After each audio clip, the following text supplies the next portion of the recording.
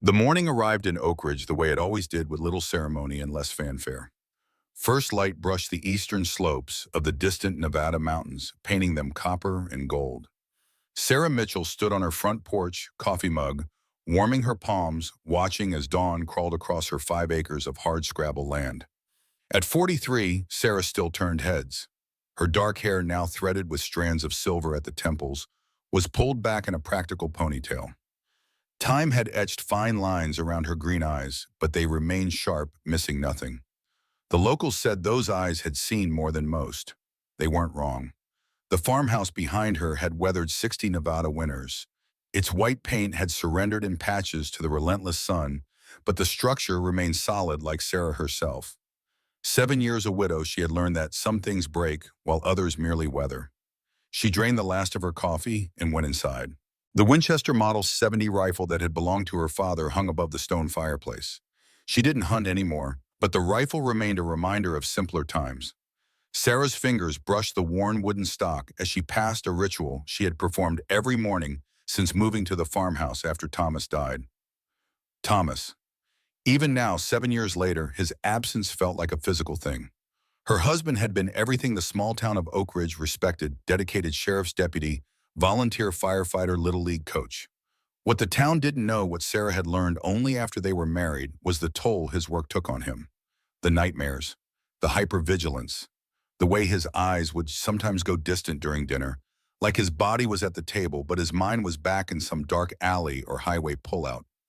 A cruiser had delivered the news on a Tuesday evening. Routine traffic stop turned deadly. Shot twice at point-blank range. Didn't suffer. The platitudes offered by the department chaplain had washed over Sarah like rain on parched earth, quickly absorbed, leaving no trace. The grandfather clock in the hallway chimed 6. Time to leave for the clinic. Sarah Mitchell's 2017 Ford F-150 kicked up dust as she navigated the unpaved road from her property to the county highway. The truck had been Thomas's, another memory she couldn't bring herself to relinquish. The radio played soft country classic songs about heartbreak and resilience that seemed to speak directly to the empty passenger seat. Oak Ridge emerged from the morning haze, a collection of weathered buildings clustered around Main Street like survivors huddled against the cold. The town had been born during the Silver Rush, survived by becoming an agricultural hub, and now existed in that peculiar limbo of rural American communities, not quite dying, not quite thriving. The Oak Ridge Community Medical Center occupied what had once been the town's bank, a stately brick building with white columns flanking the entrance. The original vault now housed medical supplies. Sarah had always appreciated the symbolism. What the town once valued enough to lock away was now medicine, not money. "Morning, Ellen," Sarah called to the receptionist as she entered. Ellen Gunderson is 68 and still sharp as the day she'd started manning the front desk 20 years ago, looked up from her computer. "Morning, Sarah. Coffee's fresh. Dr. Brennan called and his daughter's running a fever. He'll be in after lunch." Sarah nodded, unsurprised. The clinic operated with a skeleton staff: one full-time doctor, 2 nurses, including herself, a receptionist, and a part-time physician's assistant. When someone couldn't make it in, everyone else picked up the slack. "Any appointments this morning?" Sarah hung her jacket on the coat rack by the door. Ellen pushed a clipboard across the counter. "Mrs. Henderson at 7:30 for her blood pressure. The Peterson boy at 8 looks like another ear infection. Walk-ins after that." Sarah took the clipboard and headed to her small office. The day would unfold like most in Oak Ridge, predictably steadily.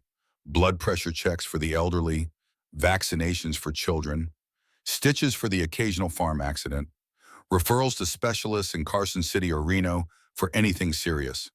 But lately something had been changing in the rhythm of the clinic. Sarah had sensed it first about 3 months ago, an uptick in unfamiliar faces. Men mostly with vague complaints. Back pain, migraines, insomnia, all requesting specific medications by name. Dr. Brennan had become increasingly uncomfortable with the pattern. 2 weeks ago, he'd called a meeting with the staff. "We're seeing too many out-of-town patients requesting opioids," he'd said, face grave beneath his salt and pepper beard. "I've spoken with Sheriff Calloway.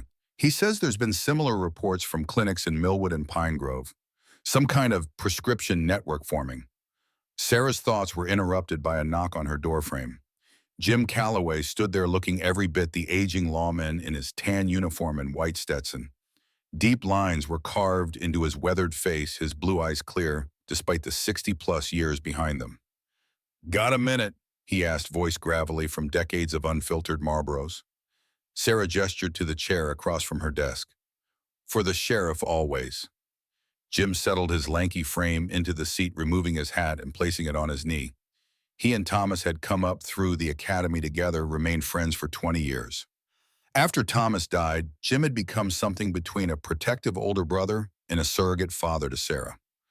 "Stop by to give you a heads up," he said, keeping his voice low. "Got word from Carson City about that group we discussed.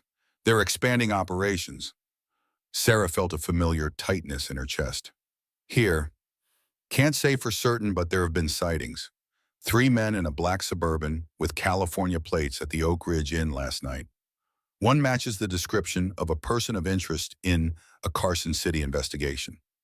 Sarah nodded, processing the information. "We've had more requests for pain medication. Dr. Brennan's been turning most of them down." Jim's expression darkened.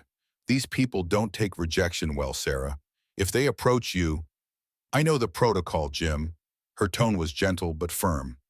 "I'll report anything suspicious." The sheriff stood, settling his hat back on his head. "Thomas would want me looking out for you." Sarah's smile didn't quite reach her eyes. "I know." After Jim left, Sarah sat quietly at her desk, staring at the photo of Thomas in his dress uniform. What she hadn't told the sheriff, what she had never told anyone in Oak Ridge, was that she was far better equipped to handle trouble than anyone suspected. Before meeting Thomas before nursing school, there had been another life. 4 tours in the Middle East. Not as a combat soldier, women weren't officially allowed in those roles then, but as a combat medic attached to an all-female special operations unit. The Valkyries, they'd called themselves unofficially. 8 women with specialized training deployed for missions that required female operators. That part of her life had ended 15 years ago, buried along with her military records in classified archives.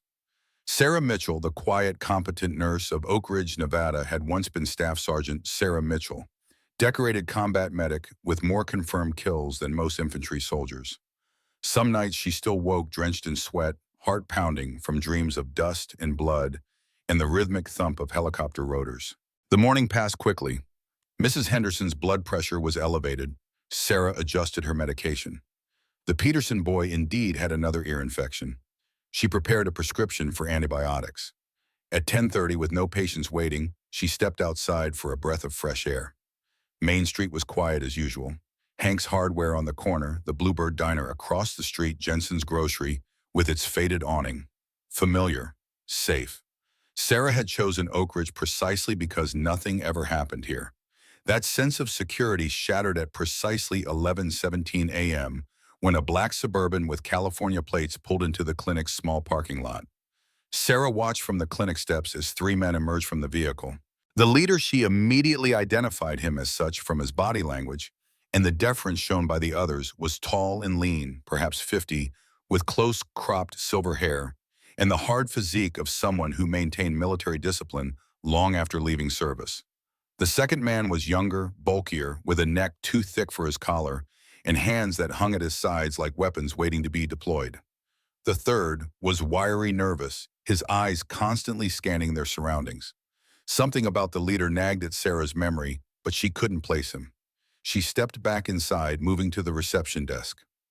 "Ellen," she said quietly, "call Sheriff Calloway. Tell him our California visitors are here." Ellen's eyes widened slightly, but she reached for the phone without question. Sarah moved to the center of the waiting room as the door opened and the 3 men entered. "Good morning," she said, professional smile in place. "Welcome to Oak Ridge Medical Center. How can I help you today?" The leader returned her smile, a practiced expression that never reached his eyes. "Good morning. I hope you can help us. My associate here," he gestured to the bulky man beside him, "has been experiencing some severe back pain. We were told Dr. Brennan might be able to help." Sarah maintained her pleasant expression. "Brennan is out until this afternoon, I'm afraid. I'm Sarah Mitchell, head nurse. If your friend would like to fill out some paperwork, I can see if we can fit him in with the doctor later today." "That's very kind," the leader said smoothly. "But I understand there might be ways to expedite things. We're just passing through, you see. Perhaps some pain medication to tide him over. I'm afraid I can't prescribe controlled substances, Sarah replied. Only Dr. Brennan can do that, and he'll need to examine the patient first. The leader's smile tightened almost imperceptibly. Of course, we understand protocol. It's just that my friend is in considerable discomfort, and we were told this clinic might be more accommodating than some others in the area. Sarah felt a cold certainty settle in her stomach. I'm not sure who told you that, sir, but they were mistaken. We follow all state regulations regarding controlled substances. The large man shifted his weight, a subtle intimidation tactic Sarah recognized immediately. The leader placed a hand on his companion's arm, restraining him. I see, the leader said, voice cooling. Perhaps we misunderstood. We'll wait for the doctor then. Sarah gestured to the forms on the reception counter. You'll need to fill these out. We'll need identification and insurance information. Of course, the leader replied, making no move toward the paperwork. We'll take care of that. Thank you for your time, Nurse Mitchell. The way he said her name sent a chill down Sarah's spine. They'd known who she was before walking in.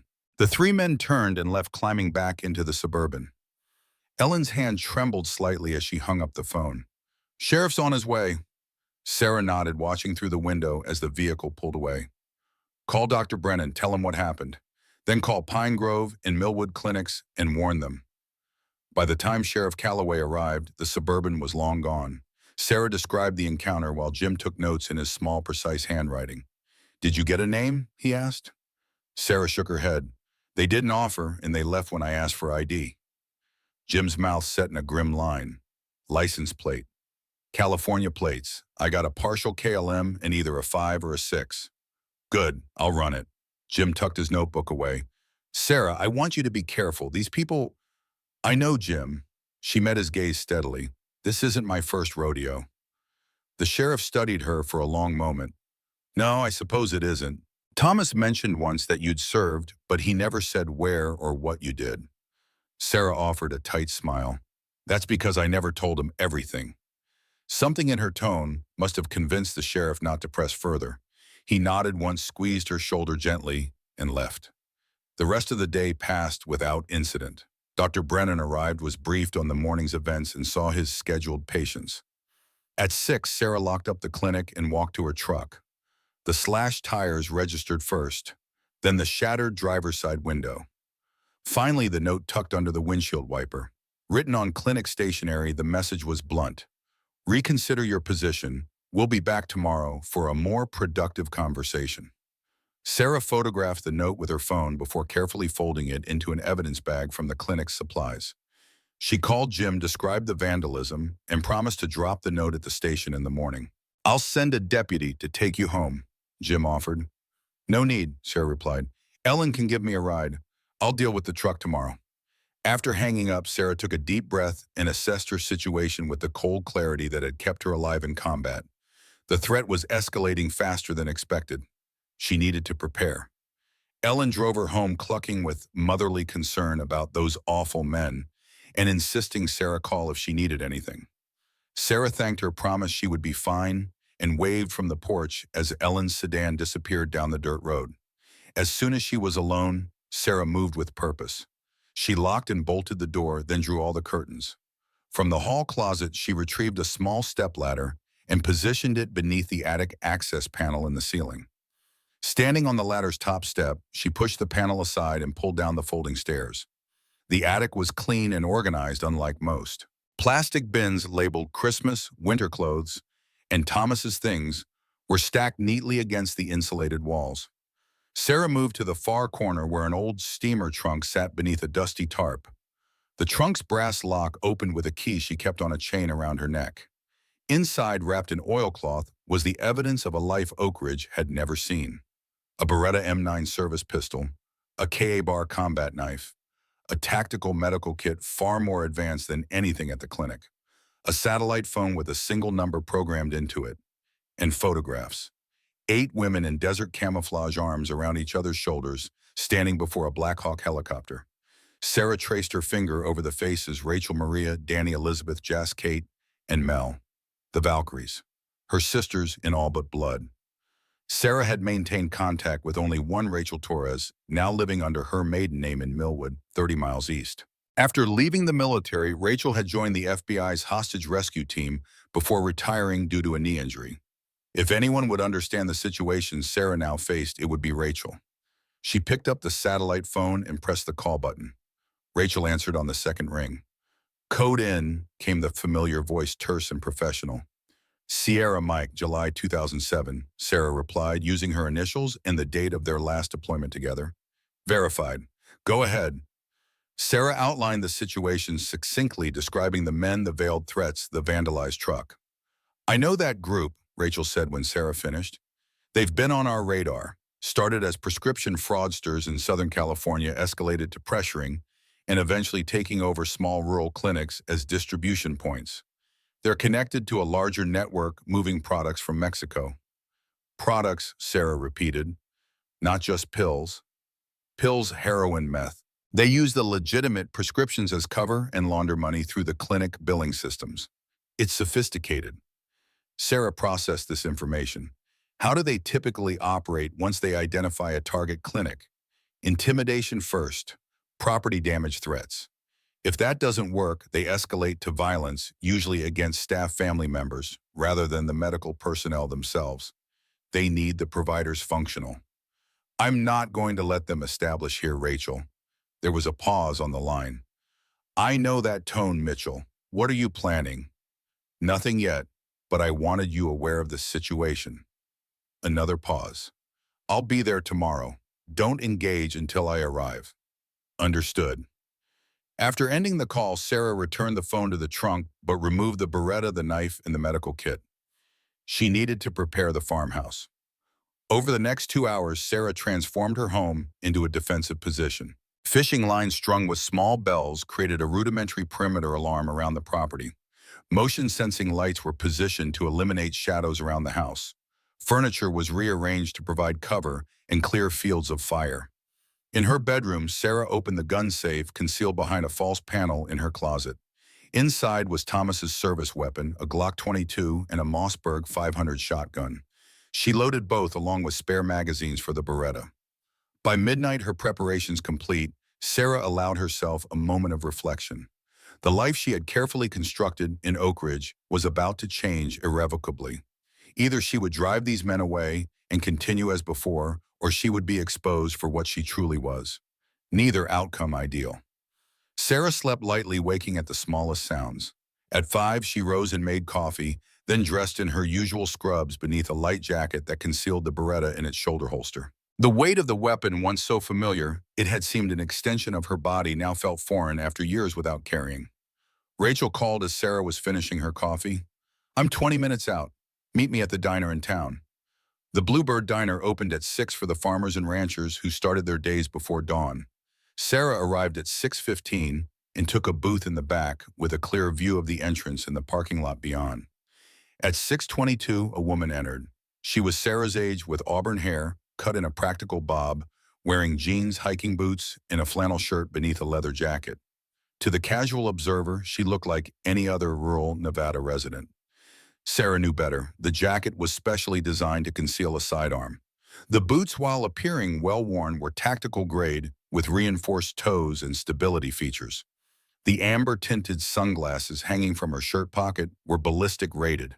Rachel Torres slid into the booth opposite Sarah with the fluid grace of someone who maintained peak physical condition despite a supposedly career-ending injury. "You look like hell, Mitchell," she said by way of greeting. Sarah smiled despite herself. "Missed you too, Torres." The waitress appeared and they ordered coffee. When she was gone, Rachel leaned forward. "Brought you something." She slid a small package across the table. Inside was an earpiece similar to a hearing aid, but far more sophisticated. "Secure comms," Rachel explained. "Military grade, encrypted, range of about 2 miles in open terrain." Sarah pocketed the device. "You expecting trouble?" Rachel's smile was cold. "I'm ensuring tactical advantage. Now tell me about these men. The leader, describe him again." Sarah did, noting the military bearing, the silver hair, the contained menace. Rachel's expression darkened. "Marcus Stone, former Force Recon Marine, dishonorably discharged in 2010 for excessive force against civilians in Afghanistan. Went private sector after that, mercenary work mainly. Started showing up on law enforcement radar around 2015 in connection with various trafficking operations. You're sure it's him?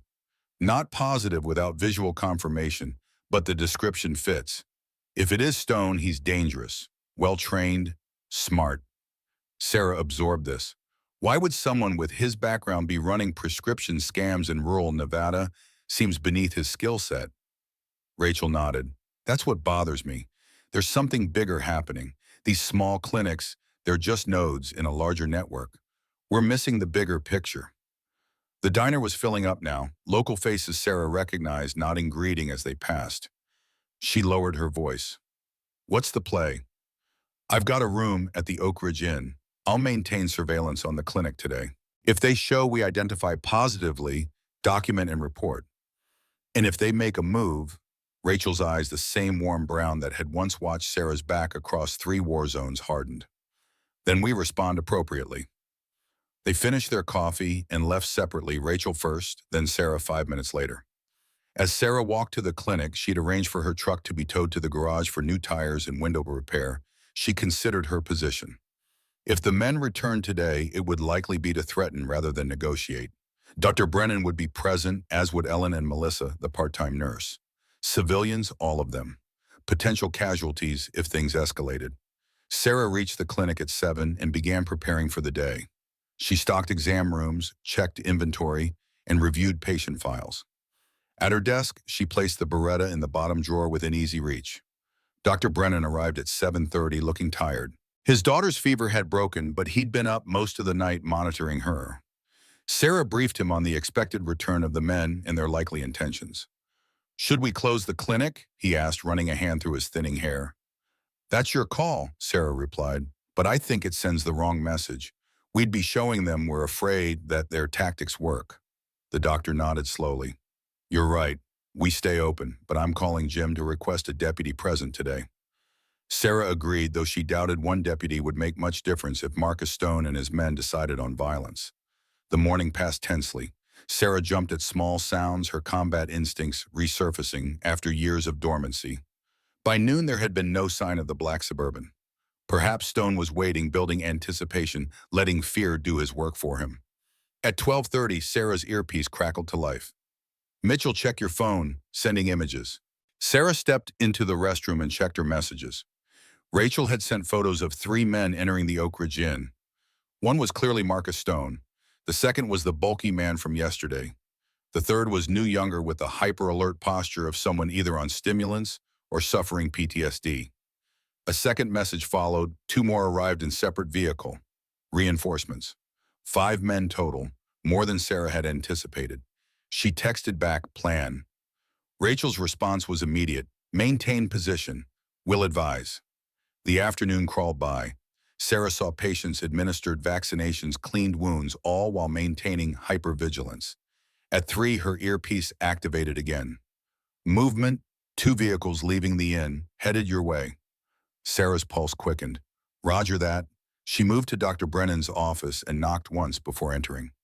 They're coming, 2 vehicles. The doctor paled slightly but nodded. Jim's deputy is out on a call. Flat tire on the highway. Of course, Sarah muttered. Get Ellen and Melissa into the back. Lock the medication room. I'll handle the front. Dr. Brennan studied her with new eyes. Sarah, what exactly did you do before nursing? She offered a tight smile. Let's discuss my resume later. In the reception area, Sarah positioned herself behind the counter angle, calculated to keep the Beretta accessible while maintaining a clear view of the entrance. Through the window, she watched as the black Suburban pulled up, followed by a dark blue Ford F-250. Marcus Stone emerged from the Suburban, along with his 2 companions from the previous day. From the F-250 came 2 more men, one Hispanic with a shaved head and sleeve tattoos, the other a redhead with a patchy beard who looked barely out of his teens. 5 men for a small-town medical clinic. The disparity of force might have been laughable if Sarah hadn't recognized the seriousness of their intent. These men didn't expect resistance. They expected it to walk in, make threats, and walk out with compliance assured. They were about to be disappointed. The door opened and Marcus Stone entered, first followed by his associates. The reception area, designed for perhaps 10 waiting patients, suddenly felt cramped with the presence of 5 men radiating potential violence. "Good afternoon, gentlemen," Sarah said, voice steady. "Can I help you?" Stone smiled, the expression colder than the previous day. "Nurse Mitchell, I believe we have unfinished business." "I'm afraid I don't know what you mean," Sarah replied. "If you're here to see Dr. Brennan, you'll need to make an appointment." Stone's smile vanished. "Let's dispense with the pretense. You know why we're here. You received our message last night." "You mean the vandalism of my vehicle?" "Yes, I received that message. So did the sheriff's department. They're very interested in speaking with you." The bulky man from yesterday stepped forward, hands clenching into fists. "Lady, you don't understand the situation you're in." Sarah held his gaze. "I understand perfectly. You want this clinic as a distribution point for your operation.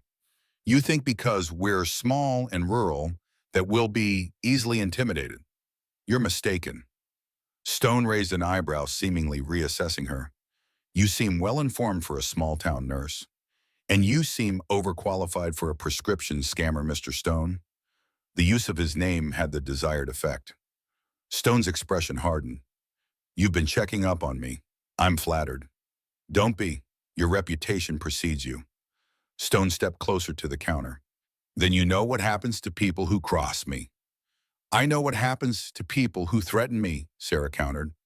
For a moment, the two stared at each other, neither blinking. Then Stone laughed, a sound entirely devoid of humor. "I like you, Nurse Mitchell. You've got spirit. But this isn't a negotiation. By this time tomorrow, you'll either be working with us or you'll be looking for a new job, maybe a new town.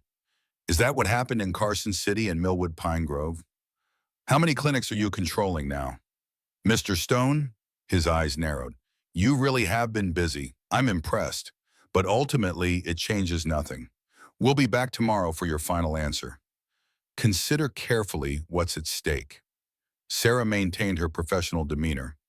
"We'll be here, as will the sheriff's department." Stone smiled again, this time with genuine amusement. "Your sheriff and his 2 deputies against my associates, I think you'll find the odds unfavorable." Without waiting for a response, Stone turned and walked out, his men following. Through the window, Sarah watched them climb into their vehicles and drive away. Her earpiece activated. "Good job, Mitchell. Clean exit.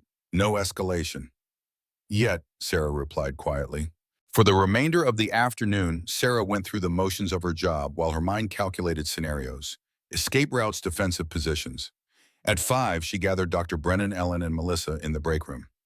"I don't believe it's safe for any of you to come in tomorrow," she said without preamble. "Those men will return, and they'll be looking for a more definitive answer."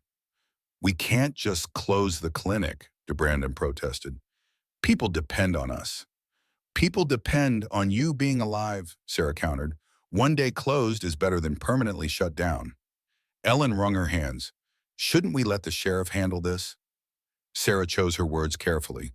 "Jim is doing everything he can, but his resources are limited. These men are professionals, Ellen. They're dangerous." "Then what do we do?" Melissa asked, her young face pinched with worry. "You stay home tomorrow, all of you. Tell anyone who asks that there's a plumbing emergency." "I'll handle Stone and his men." Dr. Brennan frowned. "Handle them how exactly?" Sarah met his gaze evenly. "The less you know, the better." After a moment, the doctor nodded reluctantly.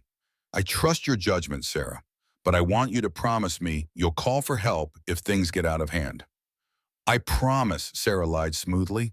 They locked up the clinic together, Dr. Brennan insisting on walking Sarah to her repaired truck, despite her assurances that she would be fine. As she drove home, Sarah cataloged what she knew against what she needed to know.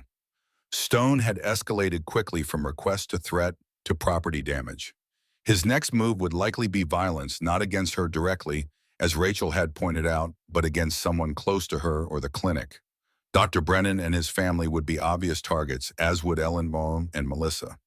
Sarah had no family in Oak Ridge, no obvious pressure points except her property and her profession. That made her both the strongest link in the clinic's chain and the most logical person to confront Stone. At home, Sarah parked her truck in the barn rather than in the open beside the house. She checked the perimeter, ensuring her makeshift alarms were intact, then entered the house through the back door. Rachel was sitting at her kitchen table cleaning a disassembled handgun. "Make yourself at home," Sarah said dryly. Rachel didn't look up from her work. "You need better locks, or a dog, preferably both." Sarah put her medical bag on the counter. "I'll add it to my list." "Stone's men are watching your place," Rachel said, reassembling the weapon with practiced movements. "Two of them in a position about half a mile down the road. Amateur hour. I spotted them immediately. Surveillance only. For now, they're gathering intelligence routines, security measures, points of entry." Sarah nodded, unsurprised. "They'll move tonight." "Most likely." Rachel looked up finally. "You ready for that?" Sarah walked to the refrigerator and removed 2 bottles of beer, offering one to her friend. "I wasn't ready for any of this. But here we are." They clinked bottles. "To old times," Rachel said. "To surviving new ones," Sarah replied. As darkness fell over the Nevada countryside, 2 women who had once been part of the military's most classified all-female combat unit were prepared for battle once more. This time the enemy wasn't foreign insurgents or terrorist cells. This time the battlefield wasn't some distant desert, but a small town medical clinic and a weathered farmhouse on 5 acres of hardscrabble land. Sarah Mitchell, the quiet, competent nurse of Oak Ridge, Nevada, was about to remind Marcus Stone why the Valkyries had been feared even by those they protected. The night stretched ahead, full of promise and threat in equal measure. Sarah checked her weapons one last time, the familiar ritual calming her nerves. Rachel positioned herself upstairs with a clear view of the approach to the house. They waited, 2 predators prepared for their prey as the moon rose over the distant mountains. The minutes crawled by like wounded soldiers. Moonlight painted silver streaks across the hardwood floor as Sarah Mitchell sat in darkness, back against the wall, Beretta resting on her knee. The grandfather clock in the hallway struck midnight, its deep chimes reverberating through the silent house. "Movement," Rachel's voice whispered through the earpiece. "Booth East perimeter. 2 figures approaching on foot." Sarah's pulse remained steady, her breathing controlled. Years of training had conditioned her body to remain calm while her mind sharpened into crystalline focus. Position throughout the Mauricio. Approximately 200 yards out, moving cautiously, they're using the tree line for cover. Outside, a gentle Nevada breeze rustled through the cottonwoods that lined the property. Too gentle to disturb the fishing line strung with small bells that Sarah had positioned earlier. Her makeshift perimeter alarm. "Weapons?" Sarah asked, rising silently to a crouch. "Confirmed. One carrying what looks like a shotgun. The other has a handgun." Sarah moved to the kitchen, staying low beneath the windows. From behind the refrigerator, she retrieved the Mossberg shotgun. The weight felt reassuring in her hands, solid, dependable. She checked the load once more, 5 shells alternating buckshot and slug. "Additional movement," Rachel reported, voice tense. "Vehicle approaching from the main road. Lights off." Sarah's jaw tightened. "Stone." "Likely. Vehicle matches the Suburban." The situation was evolving rapidly, more combatants than anticipated. Sarah mentally adjusted her strategy. "Hold position upstairs. I'm moving to the front porch. East side." "Roger that. I've got your 6." Sarah slipped through the darkened house like a ghost muscle memory, guiding her movements. 15 years of civilian life hadn't erased the tactical training that had once been as natural as breathing. At the front door, she paused, listening. The night had grown unnaturally silent. No crickets, no distant coyote calls. Even the breeze seemed to hold its breath. The porch wrapped around 3 sides of the farmhouse, offering multiple angles of approach and retreat. Sarah eased the front door open and slipped outside, keeping to the shadows. The worn boards beneath her feet knew her weight and didn't betray her with creaks. From her position, she could see the dirt road leading to the property. The black Suburban was now visible, crawling forward without headlights, guided only by moonlight. It stopped about 50 yards from the house engine still running. "Visual on the Suburban," Sarah whispered. "Can you see who's inside?" "Negative," Rachel replied. "Windows are tinted." "Wait, driver's door opening." Sarah tightened her grip on the shotgun. The driver's door of the Suburban swung open and a figure emerged. Even at this distance, she recognized Marcus Stone's distinctive silhouette, tall, lean military bearing, evident in every movement. Stone remained beside the vehicle, raising what appeared to be a radio to his mouth. Coordinating with the men approaching from the tree line, no doubt. "The 2 on foot have stopped at the perimeter," Rachel reported. "They're waiting for orders." Sarah weighed her options. She could remain hidden, let them make the first move, potentially allowing them to gain tactical advantage. Or she could disrupt their plan, force them to react rather than act. The decision crystallized in an instant. "Cover me," she said into the earpiece. "I'm engaging Stone directly."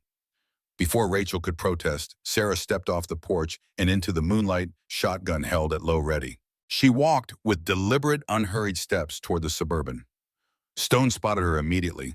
His body language registered surprise, then wariness, as he noted the weapon in her hands. He didn't retreat to the safety of the vehicle, though. Instead, he stood his ground, watching her approach. When Sarah was approximately 20 yards from the Suburban, she stopped. "Private property, Mr. Stone," she called, wide voice, carrying clearly in the night air.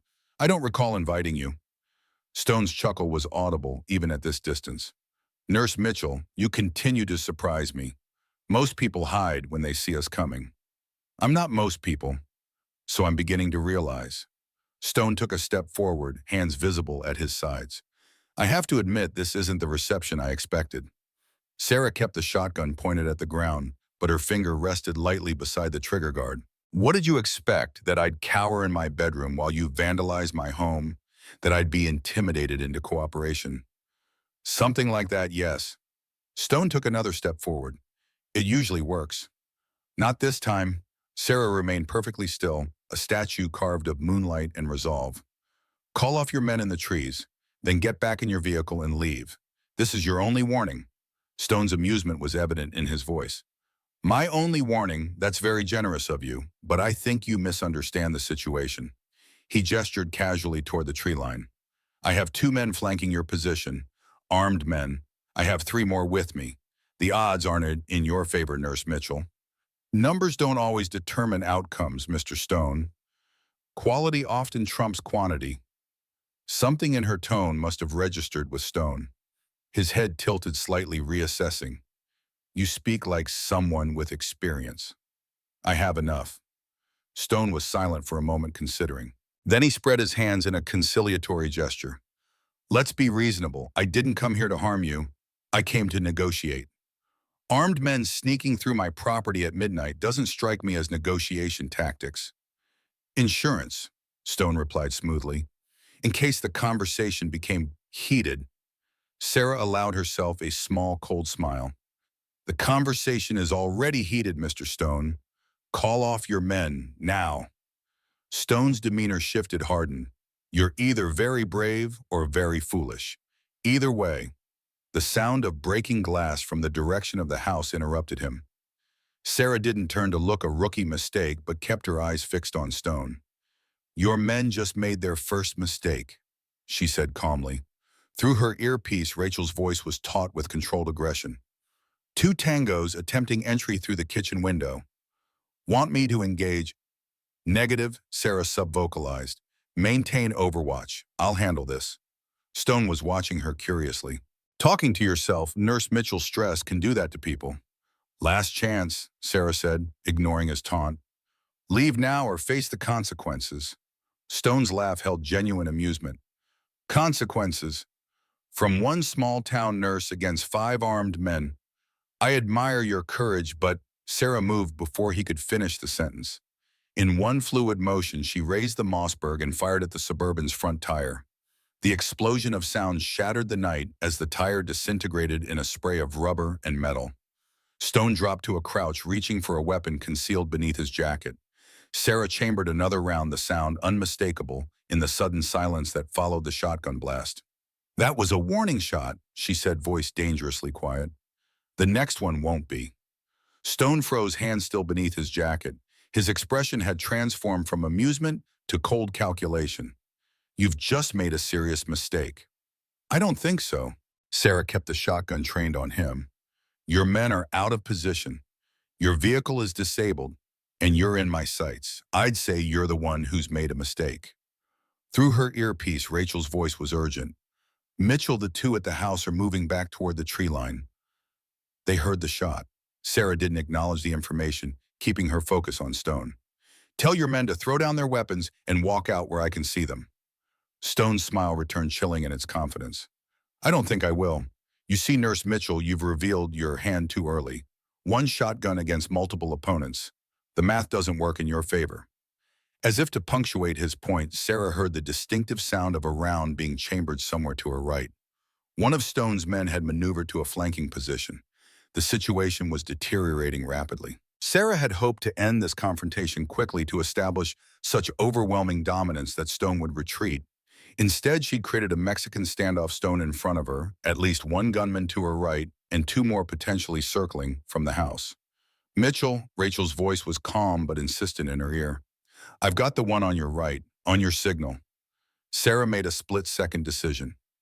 Stand down, Stone. Take your men and go. We'll pretend this never happened. Stone studied, her eyes narrowed. And tomorrow, will you cooperate with our business arrangement? I'll consider your proposal professionally. For a long moment, Stone seemed to weigh his options. Then he slowly straightened from his crouched, hands moving away from his concealed weapon.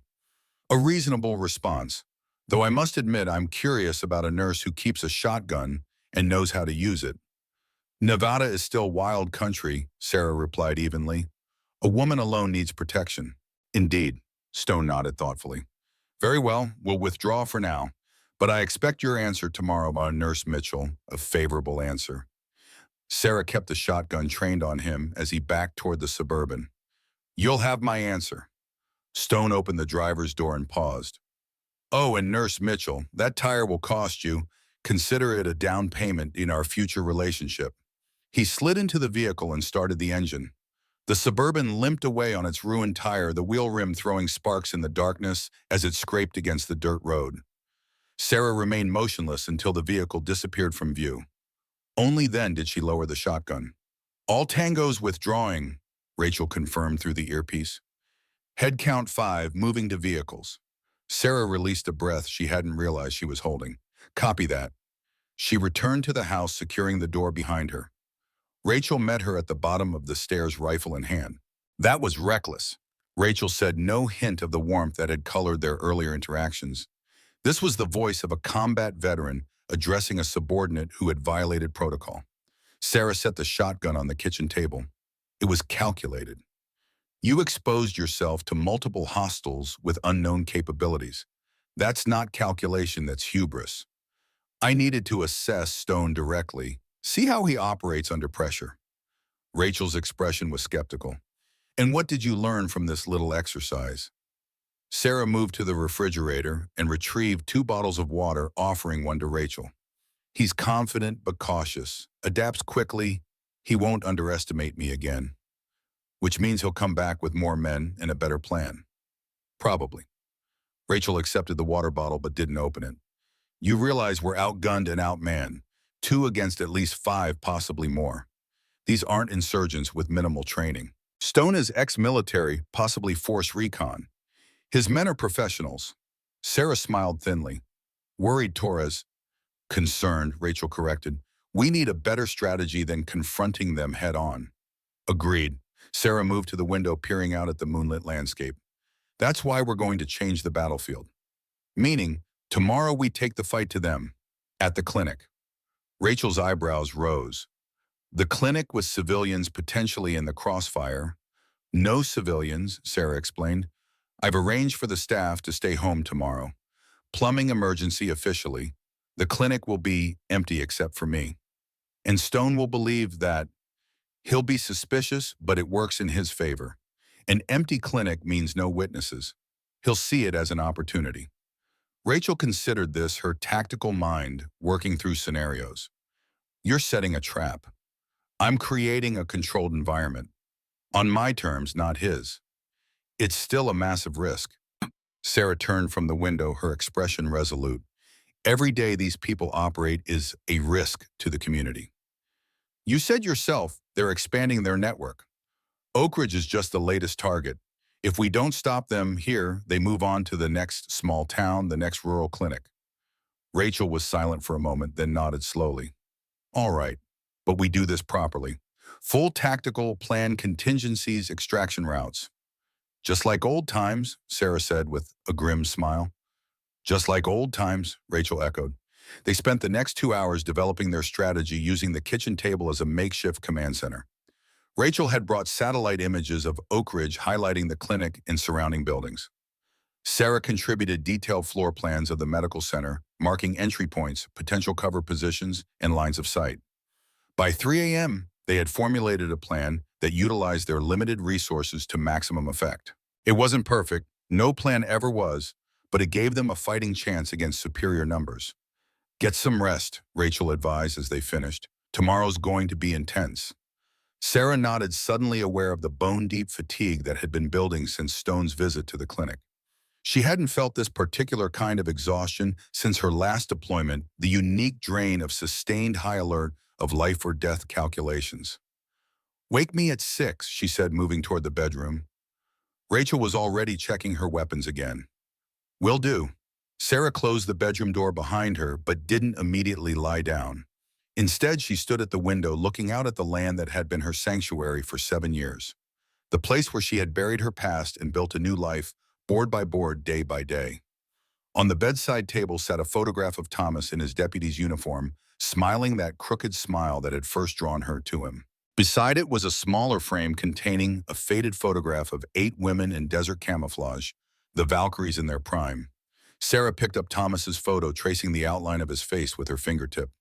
"I'm sorry," she whispered. "I tried to leave it all behind. I really did." Sleep, when it finally came, was deep and dreamless, the efficient rest of a soldier who had learned to recharge quickly between missions. Rachel woke her at exactly 6, a mug of strong coffee in hand. Surveillance confirms Stone's vehicle returned to the Oak Ridge Inn around 0200 hours, Rachel reported as Sarah dressed. No movement since then. Sarah nodded, pulling on a light blue blouse and dark slacks, her usual clinic attire rather than scrubs. Professional but unrestricting. They'll be watching the clinic, probably already have someone in position. Most likely. "How do you want to play the approach?" "Normally," Sarah replied, strapping the shoulder holster containing the Beretta beneath a light jacket. "I arrive at 7 a.m. every day. Today will be no different. And after I enter alone, make the preparations we discussed. You take up your position at the rendezvous point. We wait." Rachel nodded, her expression somber. "Be careful, Mitchell. Stone isn't a fool. He'll be expecting something after last night." "Counting on it," Sarah said, checking her appearance in the mirror one last time. The woman who looked back at her seemed both familiar and strange. Sarah Mitchell, the respected nurse of Oak Ridge, overlaid with the ghost of Staff Sergeant Mitchell, combat medic, with a confirmed kill count in double digits. They left the farmhouse separately. Rachel departed first, taking Sarah's truck and driving east toward Millwood, where she would circle back using fire roads to approach the clinic from the rear. Sarah followed 30 minutes later in Rachel's nondescript gray sedan, heading directly for Oak Ridge. The town was just waking up as Sarah arrived. Lights were coming on in the residential areas. A few early risers were visible at the Bluebird Diner. The Oak Ridge Inn, where Stone and his men were staying, showed no external signs of activity, but Sarah knew better than to assume they weren't watching. She parked in her usual spot behind the clinic and used her key to enter through the rear door. The building was silent, the usual morning bustle of arriving staff absent. Sarah moved through the darkened hallways with practiced ease, turning on only essential lights to maintain the illusion of a limited staff presence. In her office, she removed the jacket and checked the Beretta once more before setting it on the desk within easy reach. Then she began implementing the modifications they had planned during the night. First, she repositioned key pieces of furniture in the reception area to create choke points and cover. The heavy oak reception desk was angled slightly, creating a protected space behind it with clear lines of fire toward the entrance. The waiting area chairs were rearranged to channel movement into predictable paths. Next, she methodically went through each examination room, collecting and securing potential weapons. Scalpels, heavy implements, anything that could be used against her in close quarters was locked in the medication safe. Blinds were adjusted to prevent anyone from seeing inside while still allowing her to detect movement outside. The most critical modification was to the emergency exit. Standard procedure required this door to remain unlocked during business hours for safety. Today, Sarah ensured it was secure but modified the lock mechanism to allow for quick egress if needed. She also positioned a small medical supply cabinet in front of it, not enough to block the exit entirely, but sufficient to create noise if someone tried to enter that way. By 7:45 a.m., the clinic was prepared. Sarah sent a text message to the prearranged number, "Patient ready for procedure." Rachel's response came seconds later. Doctor in position, vitals stable. Sarah tucked the phone into her pocket and moved to the reception desk. She turned on the computer, logged into the patient management system, and began reviewing the day's scheduled appointments she knew would go unfulfilled. The pantomime was for any watching eyes, maintaining the fiction of business as usual. At 8:30 a.m., Sarah's earpiece activated. Vehicle approaching from the east, black Suburban with repaired tire, 3 occupants visible. Sarah kept her expression neutral, continuing to type at the computer. Copy that. Second vehicle following, blue F-250 from yesterday, 2 occupants. 5 men total, the same group as before. Sarah felt a flicker of satisfaction. Stone hadn't called in reinforcements yet, suggesting he still underestimated the threat she posed. Vehicles parking in front lot, Rachel continued. All subjects exiting, weapons observed but not displayed openly. Stone is directing 2 men toward the rear of the building. Sarah tensed slightly. Stone was being more cautious today, covering the emergency exit. Acknowledged. Maintain position. The clinic's front door opened, bell chiming pleasantly, as if this were any normal day. Sarah looked up from the computer, her professional smile firmly in place, as Marcus Stone entered, flanked by the bulky man from previous encounters. Stone was dressed more formally today, dark slacks, charcoal blazer over a black shirt. The impression was deliberate, a businessman here to conclude a transaction. "Good morning, Nurse Mitchell," he said, voice pleasant. "I hope we're not too early for our appointment." Sarah maintained her composure. "I don't recall scheduling one Mr. Stone." Stone glanced around the empty reception area, noting the absence of other staff. "I see you've prepared for our meeting. Privacy is appreciated." "The clinic is experiencing plumbing issues today," Sarah replied evenly. "We're only handling emergency cases." "How convenient." Stone moved further into the room, his associate remaining near the door. "I noticed Dr. Brennan isn't in yet. Will he be joining us?" "Dr. Brennan is attending a medical conference in Reno this week." The lie flowed smoothly. "I'm covering essential services." Stone nodded clearly, not believing her but playing along. "Then we can speak frankly without interference." "We can always speak frankly, Mr. Stone. I believe in direct communication." A thin smile crossed Stone's face. "As demonstrated by your shotgun diplomacy last night, very direct indeed." Sarah said nothing, waiting. In tactical situations, patience often revealed more than questioning. Stone moved to one of the waiting room chairs and sat, arranging himself comfortably, as if settling in for a pleasant conversation. "You've presented me with a puzzle, Nurse Mitchell. Most people in your position would have already capitulated or fled. You've done neither." "I'm not most people." "So you've said." Stone studied her with genuine curiosity. "What I can't determine is whether you are courageous or simply foolhardy. Either way, it's becoming an inconvenience." Sarah leaned back slightly in her chair, keeping both Stone and his associate in her field of vision. "If you're finding our interactions inconvenient, there's a simple solution. Leave Oak Ridge. Find another clinic for your operation." Stone chuckled. "Direct indeed, but that's not how this works. We've invested time and resources in this location. The geographic position is ideal for our distribution network. The local law enforcement is minimal. Yet you've encountered resistance." "An unexpected variable," Stone conceded. "But variables can be eliminated or incorporated, which brings me to the purpose of our visit today." Sarah noted the plural "our visit," confirming that the men Rachel had spotted at the rear of the building were indeed part of Stone's team. "I'm listening." "2 options," Stone said, raising one finger. "First, you agree to our original proposal. The clinic becomes a distribution point. You maintain your position as head nurse, continue serving the community, and receive substantial compensation for your cooperation." He raised a second finger. "Alternatively, you resign effectively immediately. Leave Oak Ridge today, never return.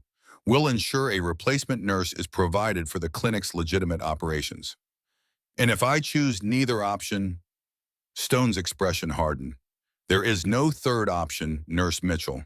Not one you'd find palatable." Sarah allowed a moment of silence to stretch between them. "I have a counter-proposal." Stone raised an eyebrow, clearly humoring her. I'm listening." "You and your men leave Oak Ridge permanently. Cease targeting rural medical facilities for your operation. Return to whatever rock you crawled out from under." The bulky man by the door shifted his weight, hands clenching into fists. Stone, however, appeared amused rather than offended. "Remarkable," he said softly. "You actually believe you're in a position to make demands." He leaned forward slightly. "What exactly do you think is happening here, Nurse Mitchell? Do you imagine this is a negotiation between equals? That your refusal will somehow deter us?" "I think," Sarah replied calmly, "that you're used to people cowering before you, to threats and intimidation working in your favor. I think you're unprepared for someone who isn't afraid." Stone's amusement faded, replaced by cold calculation. "Let me be perfectly clear. By this time tomorrow, we will be operating from this clinic. The only variable is whether you'll be part of that operation gone from Oak Ridge entirely or becoming an unfortunate local tragedy. Those are your options. Choose wisely." Sarah held his gaze. "I've already chosen." Before Stone could respond, her earpiece crackled with Rachel's urgent voice. "Movement at the rear entrance. They're attempting to breach."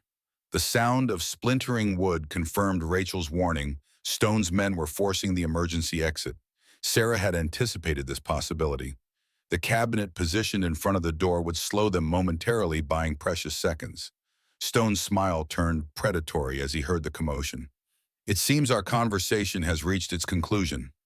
Sarah was already in motion, hand dropping to the Beretta on the desk beside her. Stone's associate by the door reached beneath his jacket, drawing a pistol with practiced speed.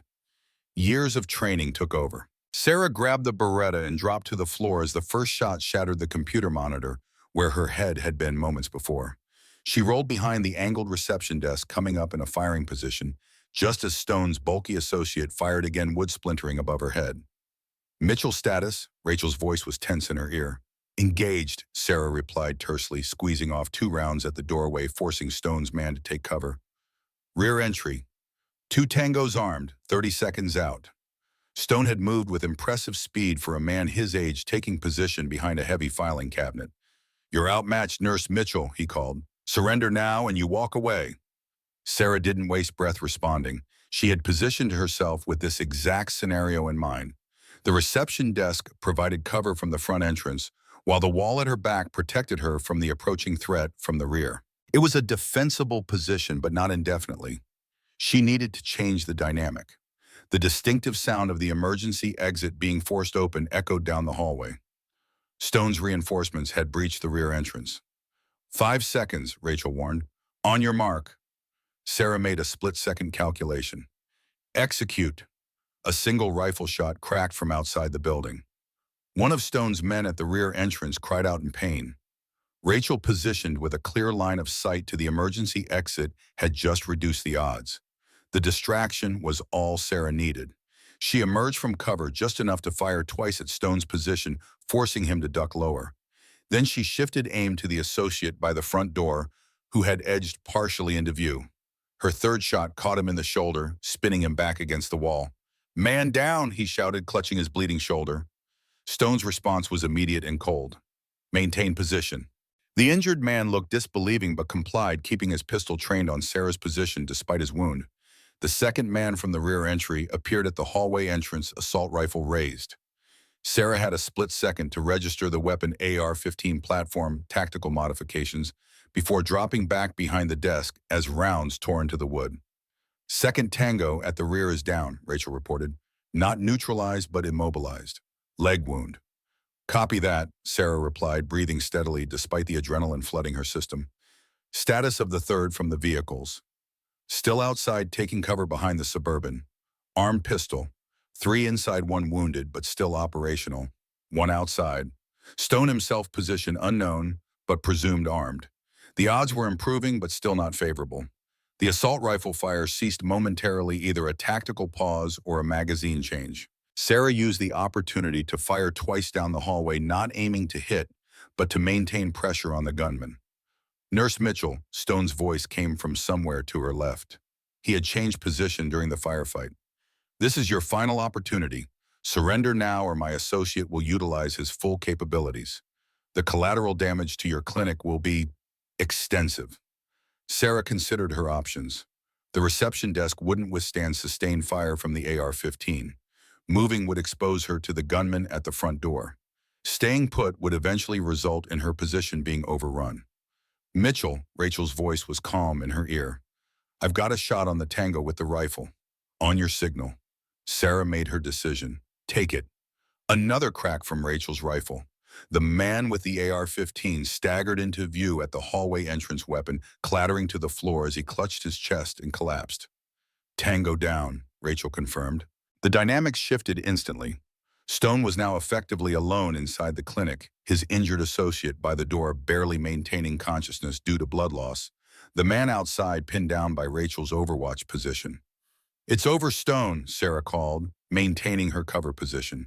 Your men are down. Surrender now and I'll ensure the wounded receive medical attention. Stone's laugh held no humor. You continue to surprise me, Nurse Mitchell. Or should I call you by your real title? What was it, Lieutenant Captain? Sarah went very still. I don't know what you're talking about. Of course you do, Stone replied. The moment you drew that Beretta, I knew. The stance, the grip, the target selection, that's not civilian training. That's military. Special operations, if I had to guess. Sarah remained silent, mind racing. Stone had recognized her training. That meant he was more observant and potentially more dangerous than she had initially assessed. Your silence is confirmation enough, Stone continued. So the question becomes, who are you really, Sarah Mitchell? What brings a special operations veteran to a backwater town like Oak Ridge, pretending to be nothing more than a simple nurse? Well, you're delusional, Stone. I'm exactly who I claim to be. No, his voice had taken on a thoughtful quality. No, there's more to this. The woman on the rifle outside, professional work, military precision. You're not alone in this. You have a team. Rachel's voice came through the earpiece, tense with urgency. Mitchell, we have a problem. 2 additional vehicles approaching from the east. Tactical formation, ETA 3 minutes. Sarah's heart sank. Stone had called in reinforcements after all. The situation, briefly tilted in their favor, was about to deteriorate rapidly. Disengage, she instructed Rachel. Fall back to extraction point Alpha. Negative, Rachel replied immediately. Not without you. That's an order, Torres. With respect, ma'am, you can court-martial me later. I'm not leaving you. Despite the gravity of the situation, Sarah felt a surge of gratitude for her former teammates' loyalty. Acknowledged. Maintain overwatch as long as possible. Be prepared for rapid extraction. Stone's voice cut through her thoughts. Talking to your associate outside planning your next move, you should know that reinforcements are en route. The situation is about to become untenable for you. Sarah needed to end this quickly before the additional hostiles arrived. Stone was somewhere to her left in the corridor leading to the examination rooms. His injured associate by the front door was still conscious, but weakening from blood loss. The third man outside was pinned down but would become active again once Rachel had to withdraw due to the approaching vehicles. A distraction was needed, something to draw Stone out or force him to make a mistake. Sarah reached into her pocket and withdrew her phone. With quick, practiced movements, she dialed Jim Calloway's number, putting the call on speaker. Sarah, Jim's voice filled the reception area. Everything all right? Jim, Sarah replied, voice deliberately calm. I'm at the clinic. Multiple armed intruders, shots fired, officers down, requested immediate backup. Stone cursed audibly from his position. Jesus Christ, Jim responded, professionalism taking over despite his shock. Stay put, I'm 3 minutes out, backup's on the way. Sarah ended the call knowing that the reality would be more complex. Jim was likely alone or with a single deputy. The nearest significant police presence was in Carson City, at least 30 minutes away. But Stone didn't know that. Clever, Stone called, voice tight with controlled anger, but ultimately futile. Your sheriff won't arrive in time. Perhaps not, Sarah replied, but he'll arrive, as will state police. Your operation is blown, Stone. The smart play is to cut your losses and run. A moment of silence followed as Stone weighed his options. Then, perhaps you're right, but I don't leave witnesses, and you, Nurse Mitchell, have seen far too much. The change in his tone told Sarah everything she needed to know. Stone had made his decision. He was going to try to eliminate her before escaping. Mitchell, Rachel's voice was urgent in her ear. Vehicles now 1 minute out. Military-grade SUVs. Professional operators. The situation was becoming critical. Sarah needed to act now. Listen carefully, she instructed Rachel. On my signal, create a diversion on the eastern perimeter, then extract immediately to Rally Point Bravo. No arguments. Copy that, Rachel replied reluctantly. Sarah took a deep breath, centering herself.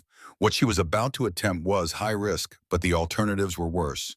With smooth, deliberate movements, she removed her earpiece and placed it on the floor. Then she shrugged off, her light jacket remaining in her blouse and slacks, the Beretta held firmly in her right hand. "Stone," she called, voice steady. "Last chance, surrender now." His laugh was cold and dismissive. "I think not, Nurse Mitchell, but I'll extend the same courtesy to you. Drop your weapon, step into view with your hands raised, and I'll make it quick." Sarah closed her eyes briefly, focusing her mind, as she had been trained to do in the moments before combat. When she opened them again, the nurse from Oak Ridge was gone, replaced by the soldier she had once been. "Now," she said clearly, knowing Rachel would hear and understand. 3 seconds later, a deafening explosion shattered the morning as Rachel's prepared diversion C4 explosive placed near the eastern perimeter detonated.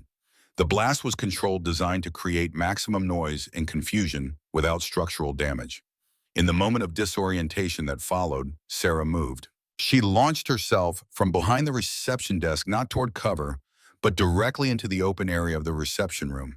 As she had calculated, Stone instinctively emerged from his position to engage the unexpected target, pistol raised.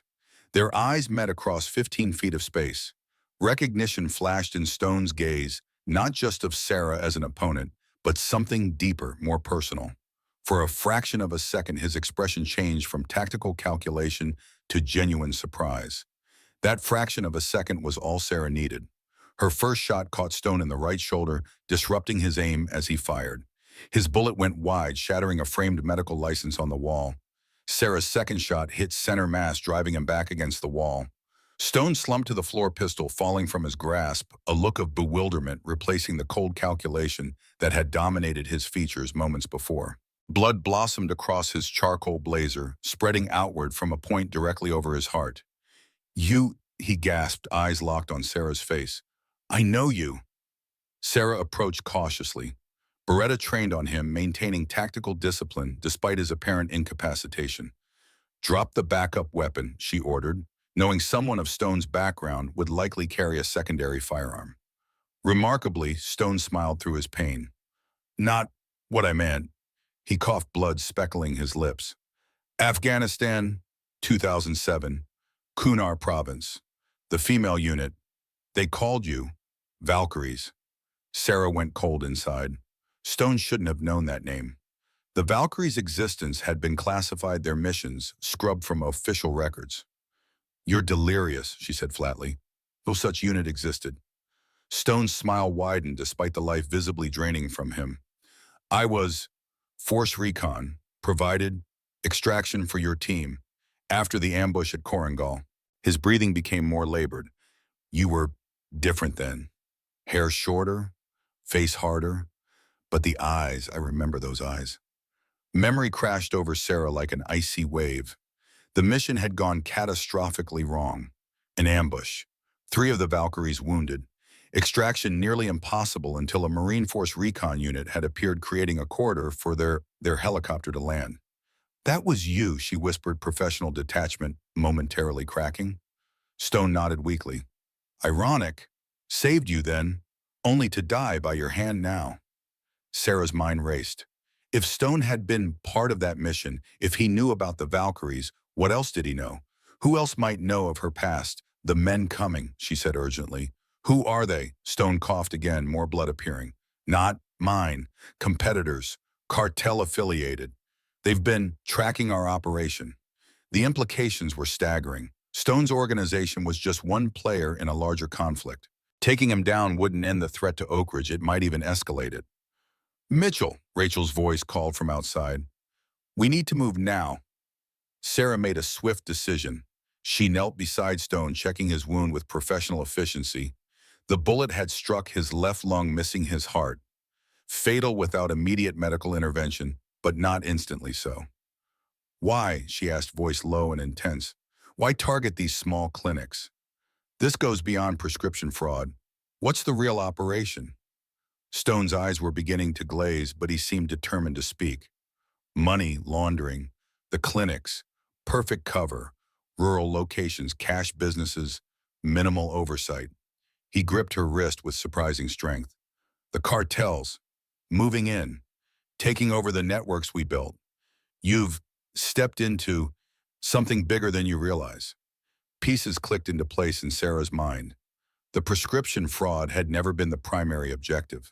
It was just a side benefit of a much larger operation.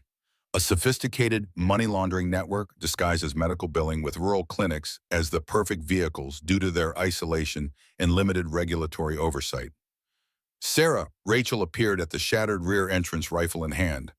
Vehicles approaching, 30 seconds max. We need to go. Sarah looked down at Stone. Despite everything, despite the threat he had posed to her and to Oak Ridge, she couldn't ignore her medical training or her military code. She wouldn't leave a wounded enemy to die slowly, even one who had tried to kill her. With swift practice movements, she applied a field dressing to Stone's chest wound, working to stabilize him despite knowing it was likely futile given the severity of the injury. "What are you doing?" Rachel demanded, moving closer, eyes darting between Sarah and the dying man. "He was force recon," Sarah replied simply. "Kunar Province, 2007. Understanding dawned in Rachel's expression. Every special operator knew the unwritten code. You didn't abandon your own, even former enemies, if they had once stood on the same side. "The vehicles are almost here," Rachel said, urgency returning to her voice. "Sierra Team Protocol." Sarah nodded, recognizing the reference to their old extraction procedure. She leaned close to Stone, whose breathing had become shallow and labored. "Listen to me," she said intently. "Law enforcement is coming. Tell them everything about the money laundering, the cartel connection, all of it. Cooperate, and I'll make sure you receive consideration for your service record." Stone's eyes focused on her one last time. "Too late for me, but there's a flash drive hidden inside the Suburban's glove compartment, behind the manual. Everything's there. Names, locations, accounts." His grip on her wrist tightened. "The man to watch for, Eduardo Vega, cartel lieutenant, expanding north. If he takes over, small towns like this, they'll never recover." Sarah nodded grimly. "I understand." Stone's grip relaxed, his eyes beginning to close. "Funny. Never thought I'd end up shot by a Valkyrie in a goddamn clinic." "Rest easy, Marine," Sarah said softly. "I'll take it from here." She rose to her feet, meeting Rachel's impatient gaze. "We need to move.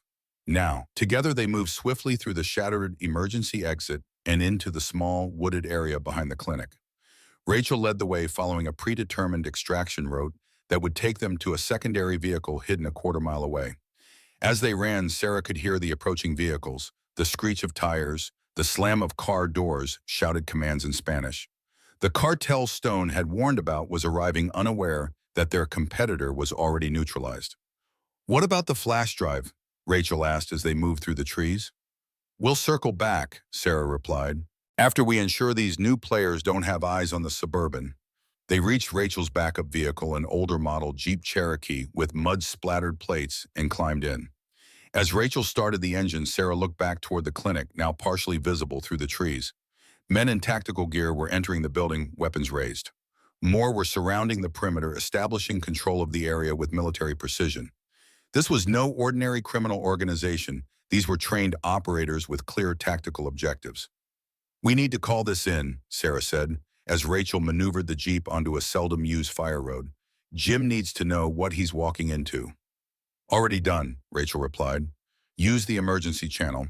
Told them armed hostiles at the clinic, possible cartel connection. Advised to approach with extreme caution and request state backup."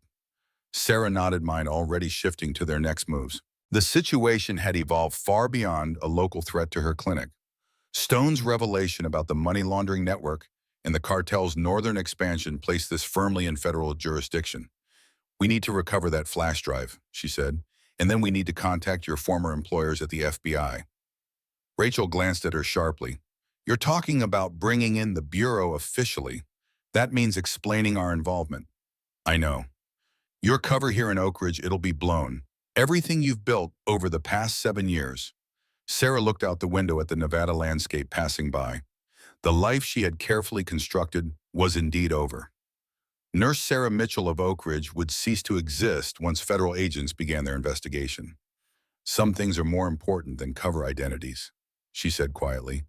If Stone was telling the truth, this cartel is targeting multiple rural communities across several states.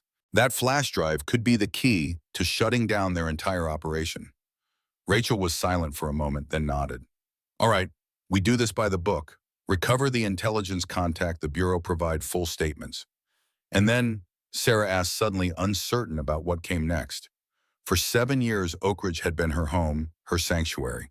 Now that was ending. Rachel's expression softened slightly. And then we figure it out. Together. Like we always did.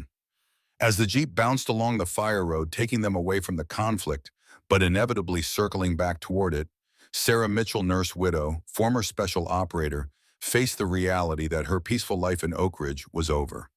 What would rise from its ashes remained to be seen. The battle at the clinic was just the opening skirmish in what promised to be a much larger war, one that would draw upon every skill she had acquired in her former life, every connection she had maintained, and every ounce of the strength that had made her a Valkyrie. But for the first time in 7 years, Sarah felt the cold clarity of purpose that had defined her military career. Stone and his operation had threatened her community. The cartel moving in would be worse. She had drawn a line in the Nevada sand, and she would defend it no matter the cost to her carefully constructed identity. The nurse from Oak Ridge had risen with a broken chair leg. The Valkyrie would finish what she had started. The Nevada sun hung mercilessly in a cloudless sky as Sarah and Rachel observed the Oak Ridge Medical Center from half a mile away. They had circled back after ensuring they weren't being followed, positioning themselves on a small rise that offered clear sight lines to the clinic and its surroundings. Through a pair of tactical binoculars, Sarah counted 6 men in dark tactical gear securing the perimeter. More were undoubtedly inside. Federal-grade equipment, Rachel noted beside her. Plate carriers, encrypted comms, designated positions. These aren't street-level cartel soldiers. They're trained operators. Sarah nodded grimly. Stone wasn't exaggerating about their capabilities or their intentions. Rachel adjusted the focus on her own binoculars. Look at how they're establishing a perimeter. They're not just securing the scene, they're preparing to hold it. In the distance, they could hear sirens approaching Jim Calloway and whatever meager backup he had managed to assemble from the neighboring counties. Against the force occupying the clinic, they would be hopelessly outmatched. We need to warn them, Sarah said, reaching for her phone. Rachel placed a restraining hand on her arm. Not yet. If we call now, Jim and his deputies will drive straight into an ambush. We need to assess the situation, first determine the cartel's intentions. Their intentions are clear enough, Sarah replied. Stone said they're taking over his operation. They're here to eliminate the competition and secure the clinic as their new distribution point. There's more to it, Rachel insisted. Look at their deployment pattern. This isn't just about securing a small-town clinic. They're establishing a forward operating base. Sarah studied the scene again, this time with a tactical eye of her military training rather than the immediate concern of a local. Rachel was right. The positioning of the men, the vehicles strategically placed for quick egress, the establishment of multiple fields of fire, this was a military-style occupation. They're expecting resistance, she realized. Not just from local law enforcement, but from someone else. Rachel nodded. Stone's organization wasn't just one man and a few hired guns. He had backing resources. The cartel is preparing for potential counterattack from Stone's people. A cold realization settled in Sarah's stomach, which means Oak Ridge is about to become a battleground between rival criminal organizations. Unless we stop it, Rachel said, lowering her binoculars. That flash drive Stone mentioned, if it contains what he claimed, it could give federal agencies everything they need to dismantle both operations. Sarah considered their options. The Suburban containing the flash drive was still parked in front of the clinic, now under cartel control. Retrieving it would mean penetrating their security perimeter, locating the drive, and extracting without detection, a near impossible task for just 2 operators, even with their specialized training. We need help, she admitted reluctantly. Rachel's expression hardened. My FBI contacts won't deploy without solid evidence. They've been trying to build a case against these cartels for years. Rumor and hearsay won't cut it. What about the others? Sarah asked quietly. Rachel glanced at her sharply. The Valkyries. They're scattered across the country. Some are still active duty. Others, like us, are ghosts living civilian lives. But you maintain contact. A slight smile touched Rachel's lips. We check in, occasionally, for emergencies. I'd say this qualifies.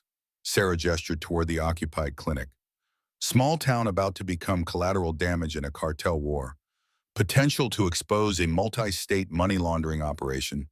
That's exactly the kind of situation we were trained to handle. Rachel was silent for a long moment, weighing the implications. Activating their old network meant potentially exposing other team members who had built new lives after service. It wasn't a decision to make lightly. Even if I reach out, she said finally, they couldn't get here in time to prevent whatever's about to happen. Maybe not, Sarah conceded, but they could help ensure it doesn't spread beyond Oak Ridge. And some of them might have federal contacts. We don't people who would act on their word alone. The distant sirens were growing louder. Jim and his deputies would arrive within minutes, driving into a situation they couldn't possibly understand or manage. Rachel made her decision. I'll make the calls, but first we need to warn Jim without giving away our position or involvement. Sarah thought quickly. Burner phone, anonymous tip, enough details to establish credibility without revealing the source. Rachel nodded and retrieved a basic flip phone from her tactical bag. She dialed the Oak Ridge Sheriff's Department emergency line, which would route to dispatch or directly to Jim's vehicle, depending on the situation. When the call connected, Rachel disguised her voice slightly deeper with a hint of a southwestern accent. Sheriff Calloway, listen carefully. The clinic is occupied by cartel enforcers.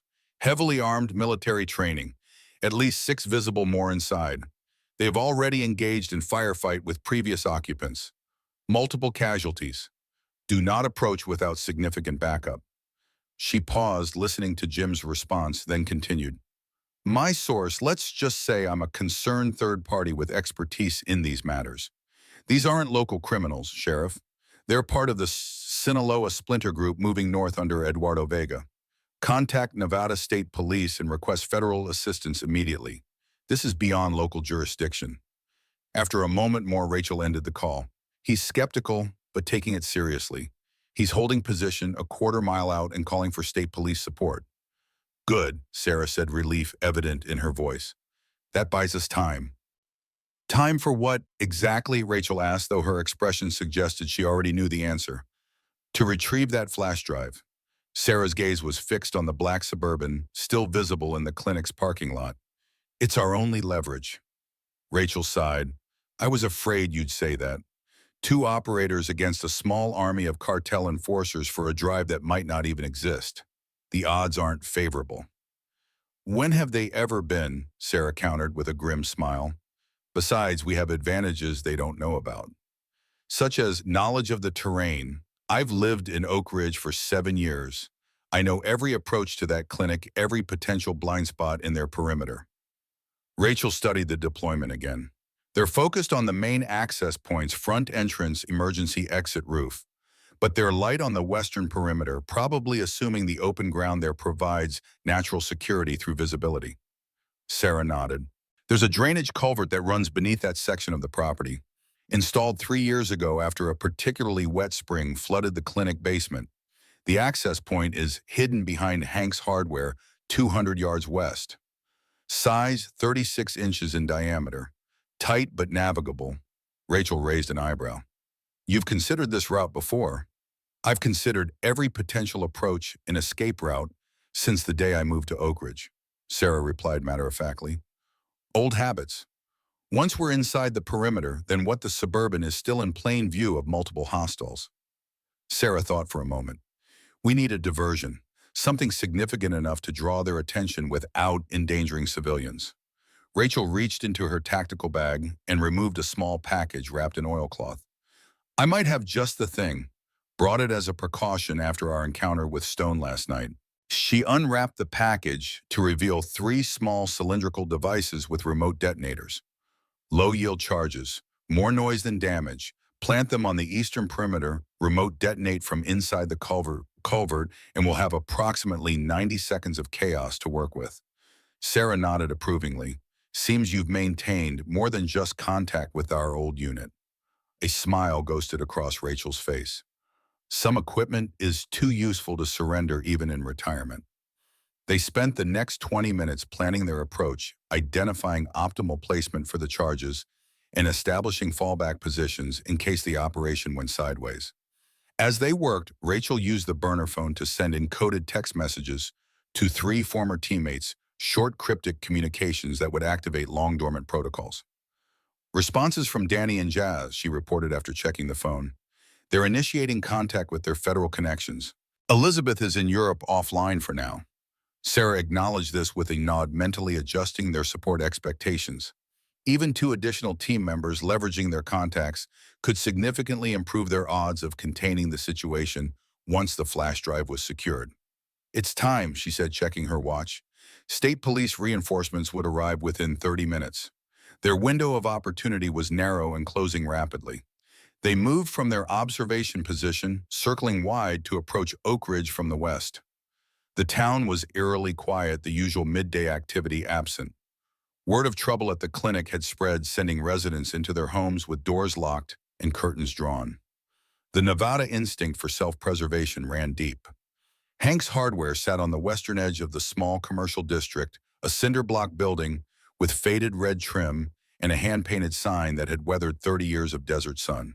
Sarah led Rachel behind the building to a small gully where scrub brush partially concealed a concrete culvert entrance.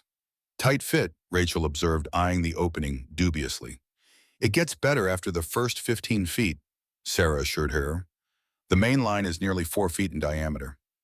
Rachel nodded and began placing the charges in her tactical bag to keep them secure during the crawl. Sarah checked her Beretta once more, ensuring the action was clean and the magazine full. Both women removed their outer jackets, preparing for the confined space ahead. Once we're in position beneath the clinic parking lot, I'll place the charges while you maintain overwatch, Rachel said, outlining the final elements of their plan. Remote detonation on your signal, followed by immediate approach to the Suburban.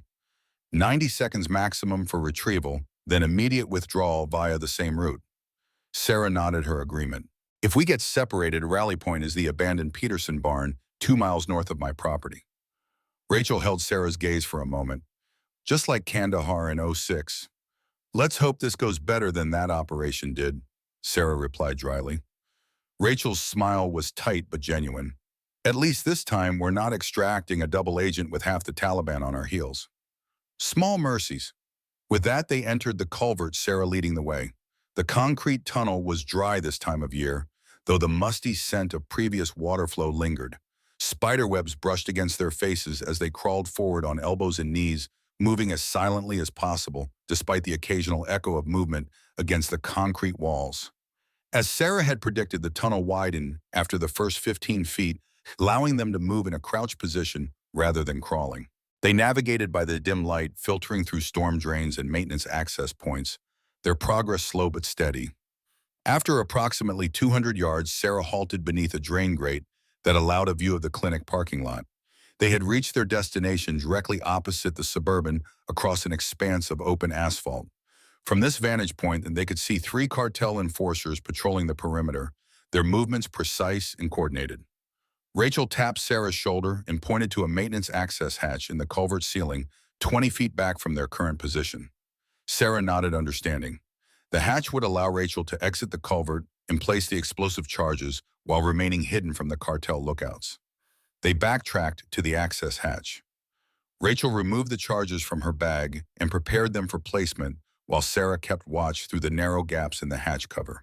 When the nearest patrol passed, Sarah gave a 3-tap signal on Rachel's boot. Rachel eased the hatch open just enough to slip through, disappearing into the brush beyond. Sarah maintained her position, counting seconds in her head. 1 minute for charge placement, 30 seconds for return. Any longer would indicate compromise. The seconds ticked by with excruciating slowness. At the 90-second mark, a shadow fell across the open hatch, and Rachel slid back into the culvert, closing the access point silently behind her. Charges set, she whispered. East perimeter, 3 points forming a rough triangle. Remote detonator synced. They returned to their original observation point beneath the drain grate. The cartel patrols continued their circuit, unaware of the explosive devices now positioned at the opposite side of their perimeter. Rachel handed Sarah the remote detonator, a small black device with a single red button protected by a flip cover. On your mark. Sarah took a deep breath, mentally reviewing their plan once more. The detonations would draw the cartel enforcers toward the eastern perimeter. In the confusion, they would emerge from the culvert, approach the Suburban from the blind side, retrieve the flash drive from the glove compartment, and withdraw before the cartel realized the explosions were a diversion. Simple in theory, potentially fatal in execution. 3, Sarah began the countdown. 2, 1. She pressed the button. The first explosion shattered the afternoon quiet, a sharp crack followed by a concussive thump that they felt even within the culvert. The second and third followed in rapid succession, creating the impression of a coordinated attack from the eastern perimeter. The reaction was immediate. Shouts in Spanish echoed across the parking lot as the cartel enforcers responded to the perceived threat. 2 of the 3 visible guards sprinted toward the explosion site, while the third maintained position, but turned his attention eastward, weapon raised. Now, Sarah said, already moving toward the storm drain access point they had identified earlier. They emerged from the culvert like wraiths, staying low and using the parked vehicles for cover as they approached the Suburban. The remaining guard was still focused on the eastern perimeter, his back to their position. Reaching the Suburban, Rachel took up a defensive posture while Sarah tried the passenger door. Locked, she had anticipated this possibility and removed a slim gym tool from her pocket, sliding it into the door seam with practiced efficiency. Within seconds, the lock disengaged with a soft click. Sarah eased the door open and reached for the glove compartment. Inside was the standard vehicle documentation, registration, insurance owner's manual. She removed the manual and examined it closely, finding a small slit cut into the back cover. From this hiding place, she extracted a USB drive no larger than her thumbnail. "Got it," she whispered to Rachel, who remained vigilant, tracking the movements of the distracted guard. Sarah pocketed the drive and carefully replaced the manual, closing the glove compartment. They were about to begin their withdrawal when a shout from the clinic entrance froze them in place. "Sector Oeste, comprueba los vehículos." The command was clear, even to those with limited Spanish. Check the western sector in the vehicles. The guard who had remained behind turned, immediately scanning the parking lot with renewed focus. His gaze hadn't yet settled on the Suburban, but it was only a matter of seconds before he would spot them. Rachel made a split-second decision. "Change of plans," she whispered. "I'll create a secondary diversion. You extract with the package. Meet at the rally point." Before Sarah could protest, Rachel was moving, circling wide around the parked vehicles to approach the guard from his blind side. Sarah recognized the tactic from countless previous operations. Rachel would neutralize the immediate threat, creating confusion that would cover Sarah's withdrawal with the crucial intelligence. Sarah hated to separate, but acknowledged the tactical necessity. She began her own movement, staying low and using the vehicles for concealment as she worked her way back toward the storm drain. Behind her, she heard a sudden scuffle followed by a muffled grunt. Rachel had engaged the guard. Sarah resisted the urge to look back, focusing instead on her extraction route. The storm drain was 15 yards away, across a section of open pavement with no available cover. She would have to sprint and trust in speed rather than concealment. Taking a deep breath, Sarah launched herself from behind the last vehicle, running full tilt toward the drain opening. A shout from behind indicated she'd been spotted. The crack of a pistol shot followed the bullet striking pavement several feet to her right. Sarah didn't break stride, reaching the storm drain and dropping into it with practiced efficiency, pulling the grate closed above her. Gunfire erupted from multiple directions, now Rachel engaging with her opponents, returned fire from the cartel enforcers, and more distant shots that suggested the perimeter team was returning from investigating the explosions. Sarah forced herself to keep moving, crawling rapidly through the culvert despite every instinct screaming at her to return and assist her teammate. The mission had to come first.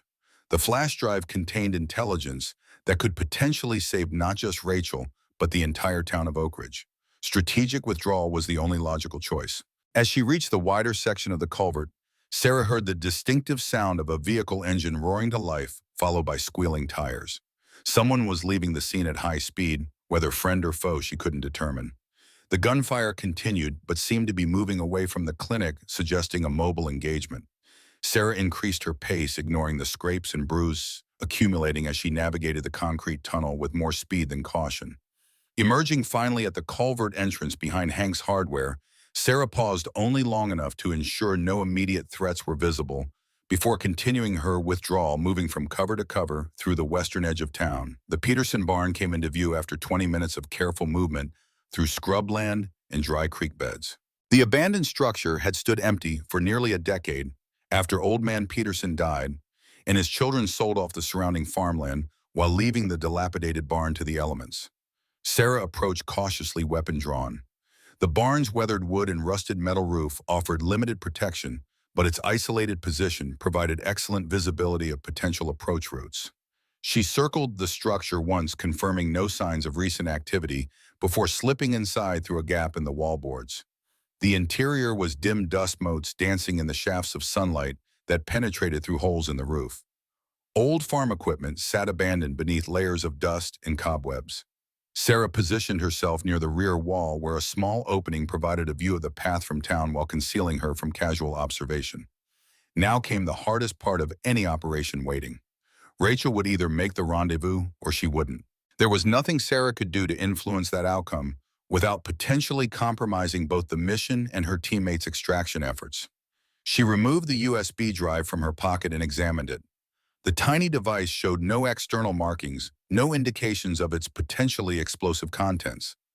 If Stone had been telling the truth, this unimpressive piece of technology contained evidence of a sprawling criminal enterprise. Names, dates, locations, financial data, linking the prescription fraud to money laundering operations across multiple states. Sarah secured the drive in an inner pocket and settled in to wait, her mind replaying the events of the past 24 hours. How quickly her carefully constructed life had unraveled. Yesterday morning, she had been Sarah Mitchell, respected nurse of Oak Ridge Medical Center. Now she was a fugitive with a price on her head, hunted by cartel enforcers, her cover identity in tatters. The sound of an approaching vehicle jolted Sarah from her thoughts. She moved silently to another vantage point, one that offered a view of the dirt road leading to the barn. A cloud of dust marked the vehicle's progress, a pickup truck moving at high speed toward her position. Sarah raised her Beretta sighting along the barrel as the vehicle drew closer. The dust cleared enough to reveal a dark blue Ford F-250, one of the cartel vehicles from the clinic.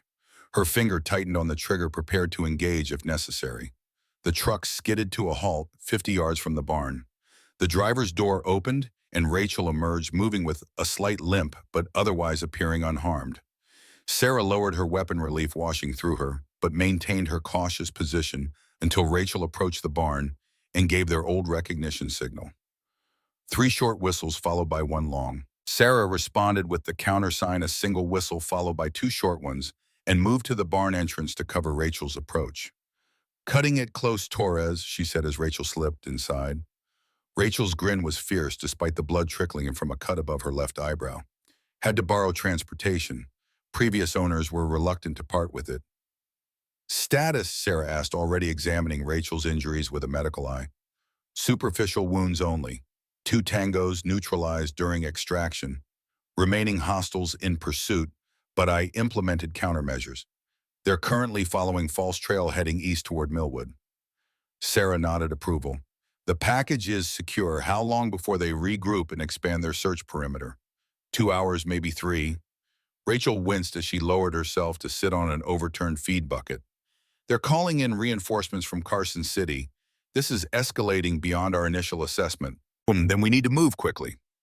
Sarah retrieved her phone and checked for signal. 1 bar, barely adequate but functional. Time to call in our own reinforcements. She dialed Jim Calloway's direct number, preparing herself for a conversation that would irrevocably change her relationship with the sheriff, who had been her friend and protector for 7 years. Jim answered on the first ring, his voice tense. "Sarah, where are you? Are you safe?" "I'm secure for now," she replied, deliberately vague about her location. "What's the situation at the clinic?" "God almighty, Sarah, it's a war zone. State police have established a perimeter, but these cartel boys aren't backing down. They've barricaded themselves inside the clinic. SWAT team from Carson City is en route, but it's going to get worse before it gets better." Concern deepened his voice. "Where have you been? When you weren't at the clinic during the initial assault, I thought—" "Jim," Sarah interrupted gently, "I need you to listen carefully. What I'm about to tell you will be difficult to hear, but I need you to trust me." A pause, then, "I'm listening." Sarah took a deep breath. The men occupying the clinic are part of a cartel expansion moving north from Mexico. They're taking over a money laundering operation that was using rural medical facilities as fronts. Oak Ridge was next on their list. How the hell do you know all this? Jim's voice was a mixture of confusion and dawning suspicion. Because I've obtained evidence documenting the entire operation. Sarah glanced at Rachel, who nodded encouragement. A flash drive containing names, dates, locations, everything federal prosecutors would need to dismantle both organizations. Sarah, Jim said slowly, what aren't you telling me? How did you get this information? Where are you now? The moment of truth had arrived. Sarah closed her eyes briefly, then opened them, decision made. Jim, I'm not who you think I am. Or rather, I'm not only who you think I am. Meaning, before I came to Oak Ridge, before I married Tommen, I served in a classified military unit, special operations. The details aren't unimportant right now, but my background gave me the training to recognize what was happening when Stone and his men first approached the clinic. Silence stretched across the connection. Finally, Jim spoke, his voice careful and measuring. You're telling me you're some kind of, what, military operative, secret agent? Former, Sarah corrected. Very former. I left that life behind years ago, or thought I had. Another long pause. And Thomas, did he know? Some of it, not all. Sarah's voice softened. I loved him, Jim. That was never a lie. The sheriff sighed heavily. I believe you, Sarah. God help me, it actually explains a few things Thomas mentioned over the years. But where does that leave us now? What do you expect me to do with this information, or with you? The flash drive needs to reach federal authorities, specifically the FBI's Organized Crime Division. They've been building a case against these cartels for years. And you want me to be your courier. I want you to help save Oak Ridge, Sarah countered. This evidence isn't just about taking down criminal organizations. It's about preventing this town and others like it from becoming war zones in a cartel expansion. Jim was silent for several seconds, weighing his options. When he spoke again, his voice had taken on the firm, decisive tone that had made him an effective sheriff for over 2 decades. Where can we meet? Sarah exchanged glances with Rachel, who nodded agreement. Peterson's abandoned barn, north of my property. Come alone. I'll be there in 20 minutes, Jim replied. And Sarah, whatever happens after this, I want you to know that the woman who served this community for 7 years, that's the Sarah Mitchell I know. That's who you are to me. The simple acceptance in his words brought an unexpected tightness to Sarah's throat. Thank you, Jim. After ending the call, Sarah turned to Rachel. We need to prepare for the handoff and our own extraction. Once the flash drive reaches federal authorities, both Stone's people and the cartel will intensify their efforts to eliminate anyone with knowledge of their operations. Rachel nodded grimly. I've received updates from Danny and Jazz. Their federal contacts are mobilizing resources, but bureaucracy moves slowly. We're on our own for at least the next 12 hours. Suggestion, Sarah asked, falling naturally into their old operational pattern, sharing tactical assessments, weighing options collaboratively. We deliver the package to Jim, then separate. You head west into California. I'll move east toward Utah. Multiple targets are harder to track than a single one. Sarah considered this, then shook her head. Splitting up doubles our vulnerability while having our defensive capability. Better to move together toward a secure extraction point. Once federal agencies are fully engaged, we can reassess. Rachel seemed about to argue, then nodded reluctantly. Your town, your call. Where's our fallback? North, Sir Sarah replied. Into the high desert. I maintained a cache near the old McAllister mining claim supplies, weapons, emergency communications equipment, enough to sustain us until federal intervention stabilizes the situation. The sound of an approaching vehicle ended their discussion. Both women moved to defensive positions, weapons ready. Through a crack in the barn wall, Sarah identified Jim's Sheriff's Department SUV approaching along the dirt road, dust billowing behind it. Confirm visual on primary contact, she said quietly. Single occupant. No indicators of surveillance or pursuit. Rachel maintained her position, covering the barn's rear entrance. Proceed with caution. Recent events suggest potential for compromise, even among trusted assets. Sarah acknowledged the warning with a nod, though in her heart she trusted Jim Calloway without reservation. He had been Thomas's closest friend, her protector and ally, in the years since her husband's death. If anyone in Oak Ridge remained above suspicion, it was Jim. The SUV stopped 30 yards from the barn. Jim emerged slowly, hands visible, clearly aware of the protocols for approaching potentially armed individuals. He wore his tan uniform and white Stetson, looking every inch the small-town sheriff despite the extraordinary circumstances. "Sarah," he called, voice carrying clearly across the open ground. "It's just me like you asked." Sarah stepped partially out of the barn's shadowed entrance, keeping her weapon lowered but ready. "Approach slowly, Jim." The sheriff walked forward with measured steps. As he drew closer, Sarah could see the concern etched in his weathered face along with something else, a new wariness that hadn't been there in their previous interactions. The revelation of her true background had changed things between them, perhaps irrevocably. "You're hurt," he said as he reached her eyes, taking in the scrapes and bruises visible on her arms and face. "Nothing serious," Sarah assured him, gesturing him inside the barn. "Come in. There's someone you should meet." Jim followed her into the dim interior, eyes adjusting to the reduced light. When he spotted Rachel covering the rear entrance, a weapon still at the ready, his posture stiffened slightly. "Sheriff Calloway," Sarah said formally. "This is Rachel Torres, former FBI hostage rescue team, and before that, my teammate in the unit I mentioned." Jim nodded cautiously to Rachel. "Ma'am?" Rachel lowered her weapon slightly, but maintained her vigilant stance. "Sheriff, Rachel has been helping me investigate Stone's operation since yesterday," Sarah explained. "We discovered it was significantly larger than initially assessed, with connections to a Mexican cartel, now moving to take control of the established network." Jim removed his hat, running a hand through his thinning gray hair. "I've been in law enforcement for 30 years, and I've never seen anything like what happened at the clinic today. These aren't ordinary criminals. They're operating like a military unit." "Because many of them are former military," Rachel interjected. "Cartels have been recruiting ex-special forces from Mexico, Guatemala, even former U.S. service members dishonorably discharged. They're bringing military tactics to criminal enterprises." Jim's expression grew grimmer. "Then we're even more outmatched than I thought. Carson City SWAT won't be prepared for that level of resistance." "Which is why the flash drive is so critical," Sarah said, retrieving the tiny device from her pocket. "This contains everything federal agencies would need to dismantle both organizations at once: financial records, personnel locations, supply routes. A complete operational blueprint." Jim eyed the drive with newfound respect. "And you want me to deliver this to the FBI?" "You're the only one who can," Sarah confirmed. "Rachel and I are compromised. If we approach any law enforcement agency directly, we risk interception by cartel informants.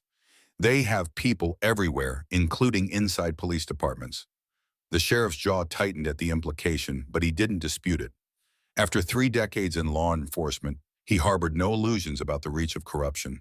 "Who's my contact?" he asked, practical as always. Rachel stepped forward, lowering her weapon fully for the first time. "Special Agent Melissa Chen, FBI Organized Crime Task Force, Las Vegas Field Office. I've worked with her before. She's clean, and she has the clearance to act on this intelligence immediately." Jim nodded, committing the name to memory. "How do I reach her?" "I have a secure number," Rachel replied. "Once you're safely away from Oak Ridge, you'll call and arrange a meeting point. Under no circumstances should you attempt to reach the Las Vegas field office directly. The cartel has surveillance on all FBI facilities in the region." The sheriff absorbed this information with a slight frown. "And what about you two? What's your plan after I leave with the drive?" Sarah and Rachel exchanged glances. "We're extracting to a secure location," Sarah said carefully. "The less you know about our movements, the safer you'll be if questioned." Jim's frown deepened. "You're not coming back to Oak Ridge, are you?" The simple question carried the weight of everything Sarah would be leaving behind: her home, her identity, the life she had built over 7 years of careful, deliberate normalcy. "Not immediately," she answered softly. "Once federal agencies have contained the situation, perhaps. But my cover is compromised. The cartel knows who I am now, or at least what I'm capable of. They'll be looking for me. And the clinic, the town, we need you, Sarah." The pain in Jim's voice was evident. "You're not just a nurse. You're part of this community." Sarah felt the familiar tightness in her throat return. The clinic will recover. Dr. Brennan can hire another nurse. Oak Ridge will endure as it always has. Jim studied her face for a long moment, then nodded slowly, accepting what couldn't be changed. What should I tell people about why you left? The truth or part of it, Sarah suggested. That I was forced to flee after the clinic attack. That I'm safe but unable to return due to the ongoing investigation. The details will sort themselves out over time. The sheriff replaced his hat, decision made. All right, I'll deliver your package to Agent Chen. What then? Then you return to Oak Ridge and maintain normal operations as best you can, Rachel instructed. Once federal assets deploy, follow their lead. They'll establish a cover story for public consumption while the real operation proceeds behind the scenes. Jim nodded, then hesitated. Sarah, before I go, there's something you should know. His expression grew troubled. There's been talk around town, rumors about Thomas's death. Sarah went very still. What about it? Some of Stone's men were asking questions at the Bluebird Diner yesterday. About you, about Thomas. Specifically about the traffic stop where he was killed. A cold sensation spread through Sarah's chest. What kind of questions? Whether there was anything suspicious about it. Whether the investigation had turned up any unexpected details. Jim's eyes held a question he seemed reluctant to ask directly. It got me thinking about something that never quite added up. The suspect who shot Thomas Martinez was his name. He had no prior violent offenses. Small-time drug dealer, mostly marijuana. No history of carrying firearms. Yet suddenly he's shooting a deputy at point-blank range during a routine traffic stop. Sarah felt as though the barn's temperature had dropped 20 degrees. What are you saying, Jim? The sheriff chose his words carefully. I'm saying that in light of what we now know about Stone's operation and its connection to drug distribution, certain inconsistencies in Thomas's death might warrant re-examination. Rachel had moved closer, her expression intense. You think Thomas's killing wasn't random? That it might have been connected to Stone's organization? I think, Jim replied deliberately, that a deputy who stumbled across evidence of a drug distribution network expanding into his jurisdiction might have represented a threat requiring elimination. Sarah's mind raced, reassessing 7 years of grief and acceptance through this new lens. Had Thomas been targeted specifically? Had his death been not a tragic coincidence but a deliberate assassination to protect Stone's emerging operation? The timing fits, she said, voice barely above a whisper. Stone's group began establishing their network in this region approximately 8 years ago, according to their financial records. Thomas was killed 7 years ago. Jim nodded grimly. And 3 months after his death, we started seeing an uptick in prescription drug cases in the county. Nothing dramatic, just a gradual increase that, in retrospect, aligns with what you've described about their operation. The implications crashed over Sarah like a physical blow. All these years, she had accepted Thomas's death as the random violence that sometimes befell law enforcement officers. She had grieved, she had moved on. She had built a new life in the town where he had died, never once suspecting that she might have been living alongside the very people responsible for his murder. Stone, she said the name like ashes in her mouth. Did he know when he came to the clinic, when he threatened me? Did he know who I was, who Thomas was to me? It's possible, Rachel said quietly. If they've been monitoring Oak Ridge as part of their expansion, they would have done background checks on key community members. Your connection to Thomas would have been obvious. A terrible new possibility formed in Sarah's mind. What if that's why they targeted the clinic specifically? Not just for its strategic location, but because of me, because of my connection to Thomas. Jim and Rachel exchanged troubled glances, neither willing to dismiss the theory outright. If that's true, Jim said slowly, then this isn't just about territory or distribution networks. There's a personal element involved. Rachel's expression hardened, which makes it even more critical that we get this evidence to federal authorities immediately, before anyone else connected to Thomas becomes a target. The urgency of their situation reasserted itself. Sarah forced her tumultuous emotions back under control, compartmentalizing, as she had been trained to do in crisis situations. There would be time later to process the implications of this revelation, to grieve anew for Thomas with this terrible new understanding. For now, the mission had to take priority. Jim, she said, voice steady once more, You need to leave now. Take the flash drive to Agent Chen. Rachel will give you the contact information. The sheriff nodded, accepting the USB drive and carefully securing it in an inner pocket of his uniform shirt. Rachel provided him with a slip of paper containing a phone number and authentication phrase to establish his legitimacy with Agent Chen. One last thing, Sarah said as Jim prepared to depart. When you return to Oak Ridge, check on Dr. Brennan and his family. Ellen and Melissa too. Make sure they're safe. If Stone's organization was willing to target a deputy sheriff 7 years ago, they might not hesitate to leverage other community members against us. Jim's expression was solemn. I'll protect them, Sarah. You have my word. Thank you.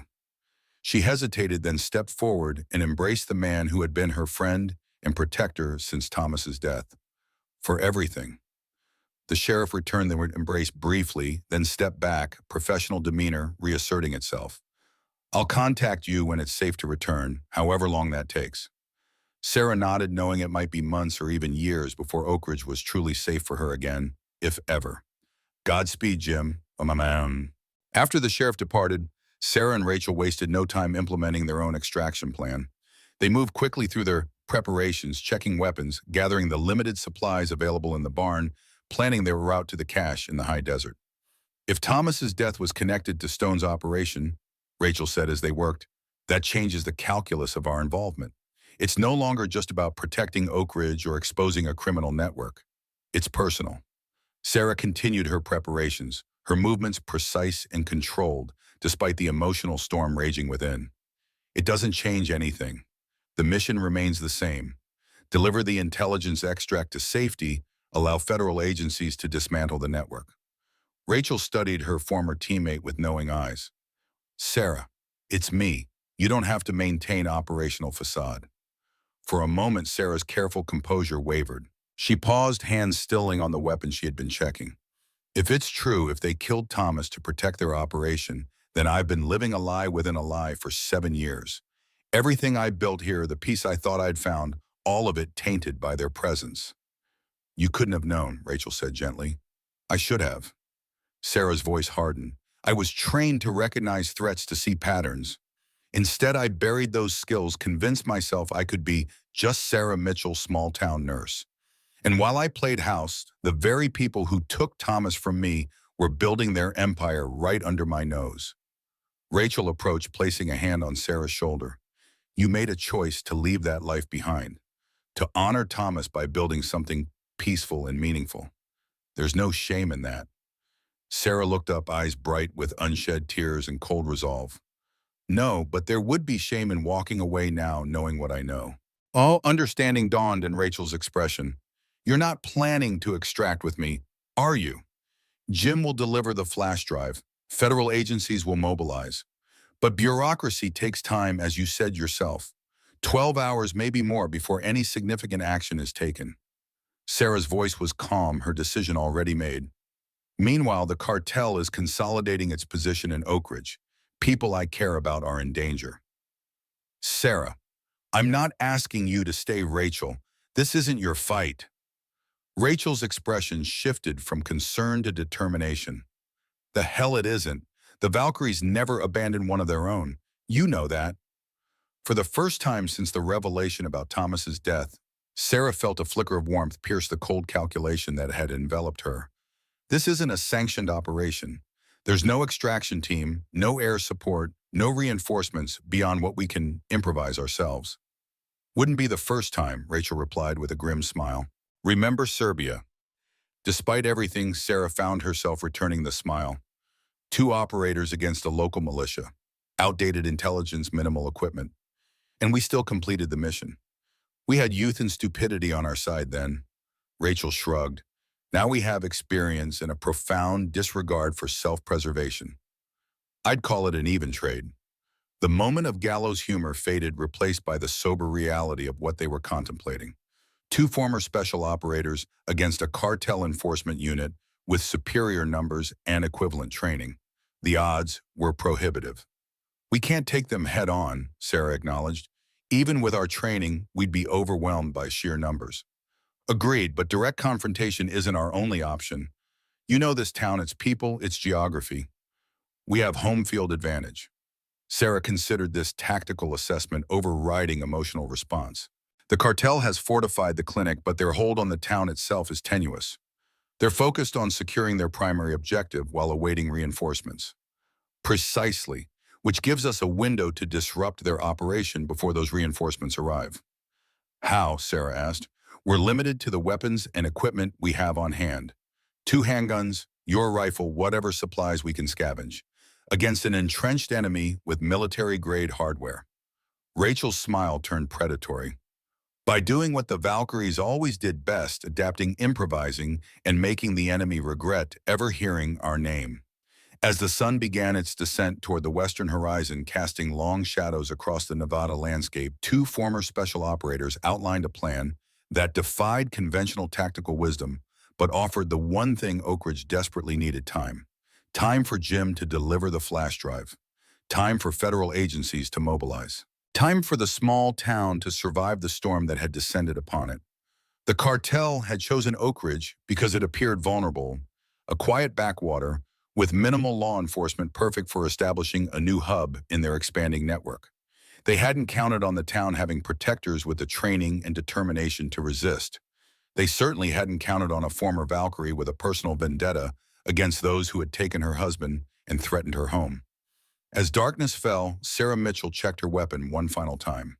The Beretta felt right in her hand, an extension of her will. For 7 years, she had been the nurse who had helped birth babies, mended broken bones, and comforted the dying. Tonight, she would be something else entirely, the warrior she had tried to leave behind, but who had never truly left her. Ready? Rachel asked, her own preparations complete. Sarah nodded, her expression resolute. Let's remind them why the Valkyries were feared even by those we protected. Together, they stepped out of the abandoned barn and into the gathering darkness, 2 shadows moving purposefully toward a confrontation 7 years in the making. Behind them, the last light of day faded from the Nevada sky, giving way to a night that promised reckoning. The nurse, who had been knocked to the ground, was rising once more, not with a broken chair leg this time, but with the full measure of her training, her determination, and her righteous anger. Oak Ridge would survive this night, and those who had brought violence to her town, who had taken Thomas from her, would learn a harsh lesson about underestimating what appeared to be a simple small-town nurse. The Valkyrie was returning to the battlefield one last time, and this time she was fighting for more than duty or country. She was fighting for home. As Sarah and Rachel disappeared into the darkness, the wind carried the faint sound of approaching vehicles from the South Cartel, reinforcements arriving, unaware that they were driving into a trap 7 years in the making. The battle for Oak Ridge was about to begin. In the months that followed, Oak Ridge slowly healed. The clinic was rebuilt, wounds bandaged, and lives pieced back together. Federal agents came and went, leaving behind closed case files and classified reports that would never tell the full story of what happened that night. Sarah Mitchell's name faded into local legend, the nurse who disappeared after the violence, whose true identity remained a mystery to most who had known her. Only Jim Calloway carried the burden of the complete truth, a secret he would take to his grave. The town prospered again in time. Children played in parks unthreatened by cartel shadows. Prescriptions were written for those who truly needed them. And somewhere miles beyond the horizon, a woman who had been both healer and warrior watched from afar, protecting still what she had come to love. Some battles leave no monuments, no medals, no recognition beyond the quiet knowledge that what needed to be done was done. Some heroes walk away rather than take a bow. And sometimes the most dangerous person in the room is the one you'd least suspect. The one who knows exactly what they're capable of, yet chooses mercy until mercy is no longer an option. What would you fight for with such fierce devotion? What ghost would you face to protect what matters most?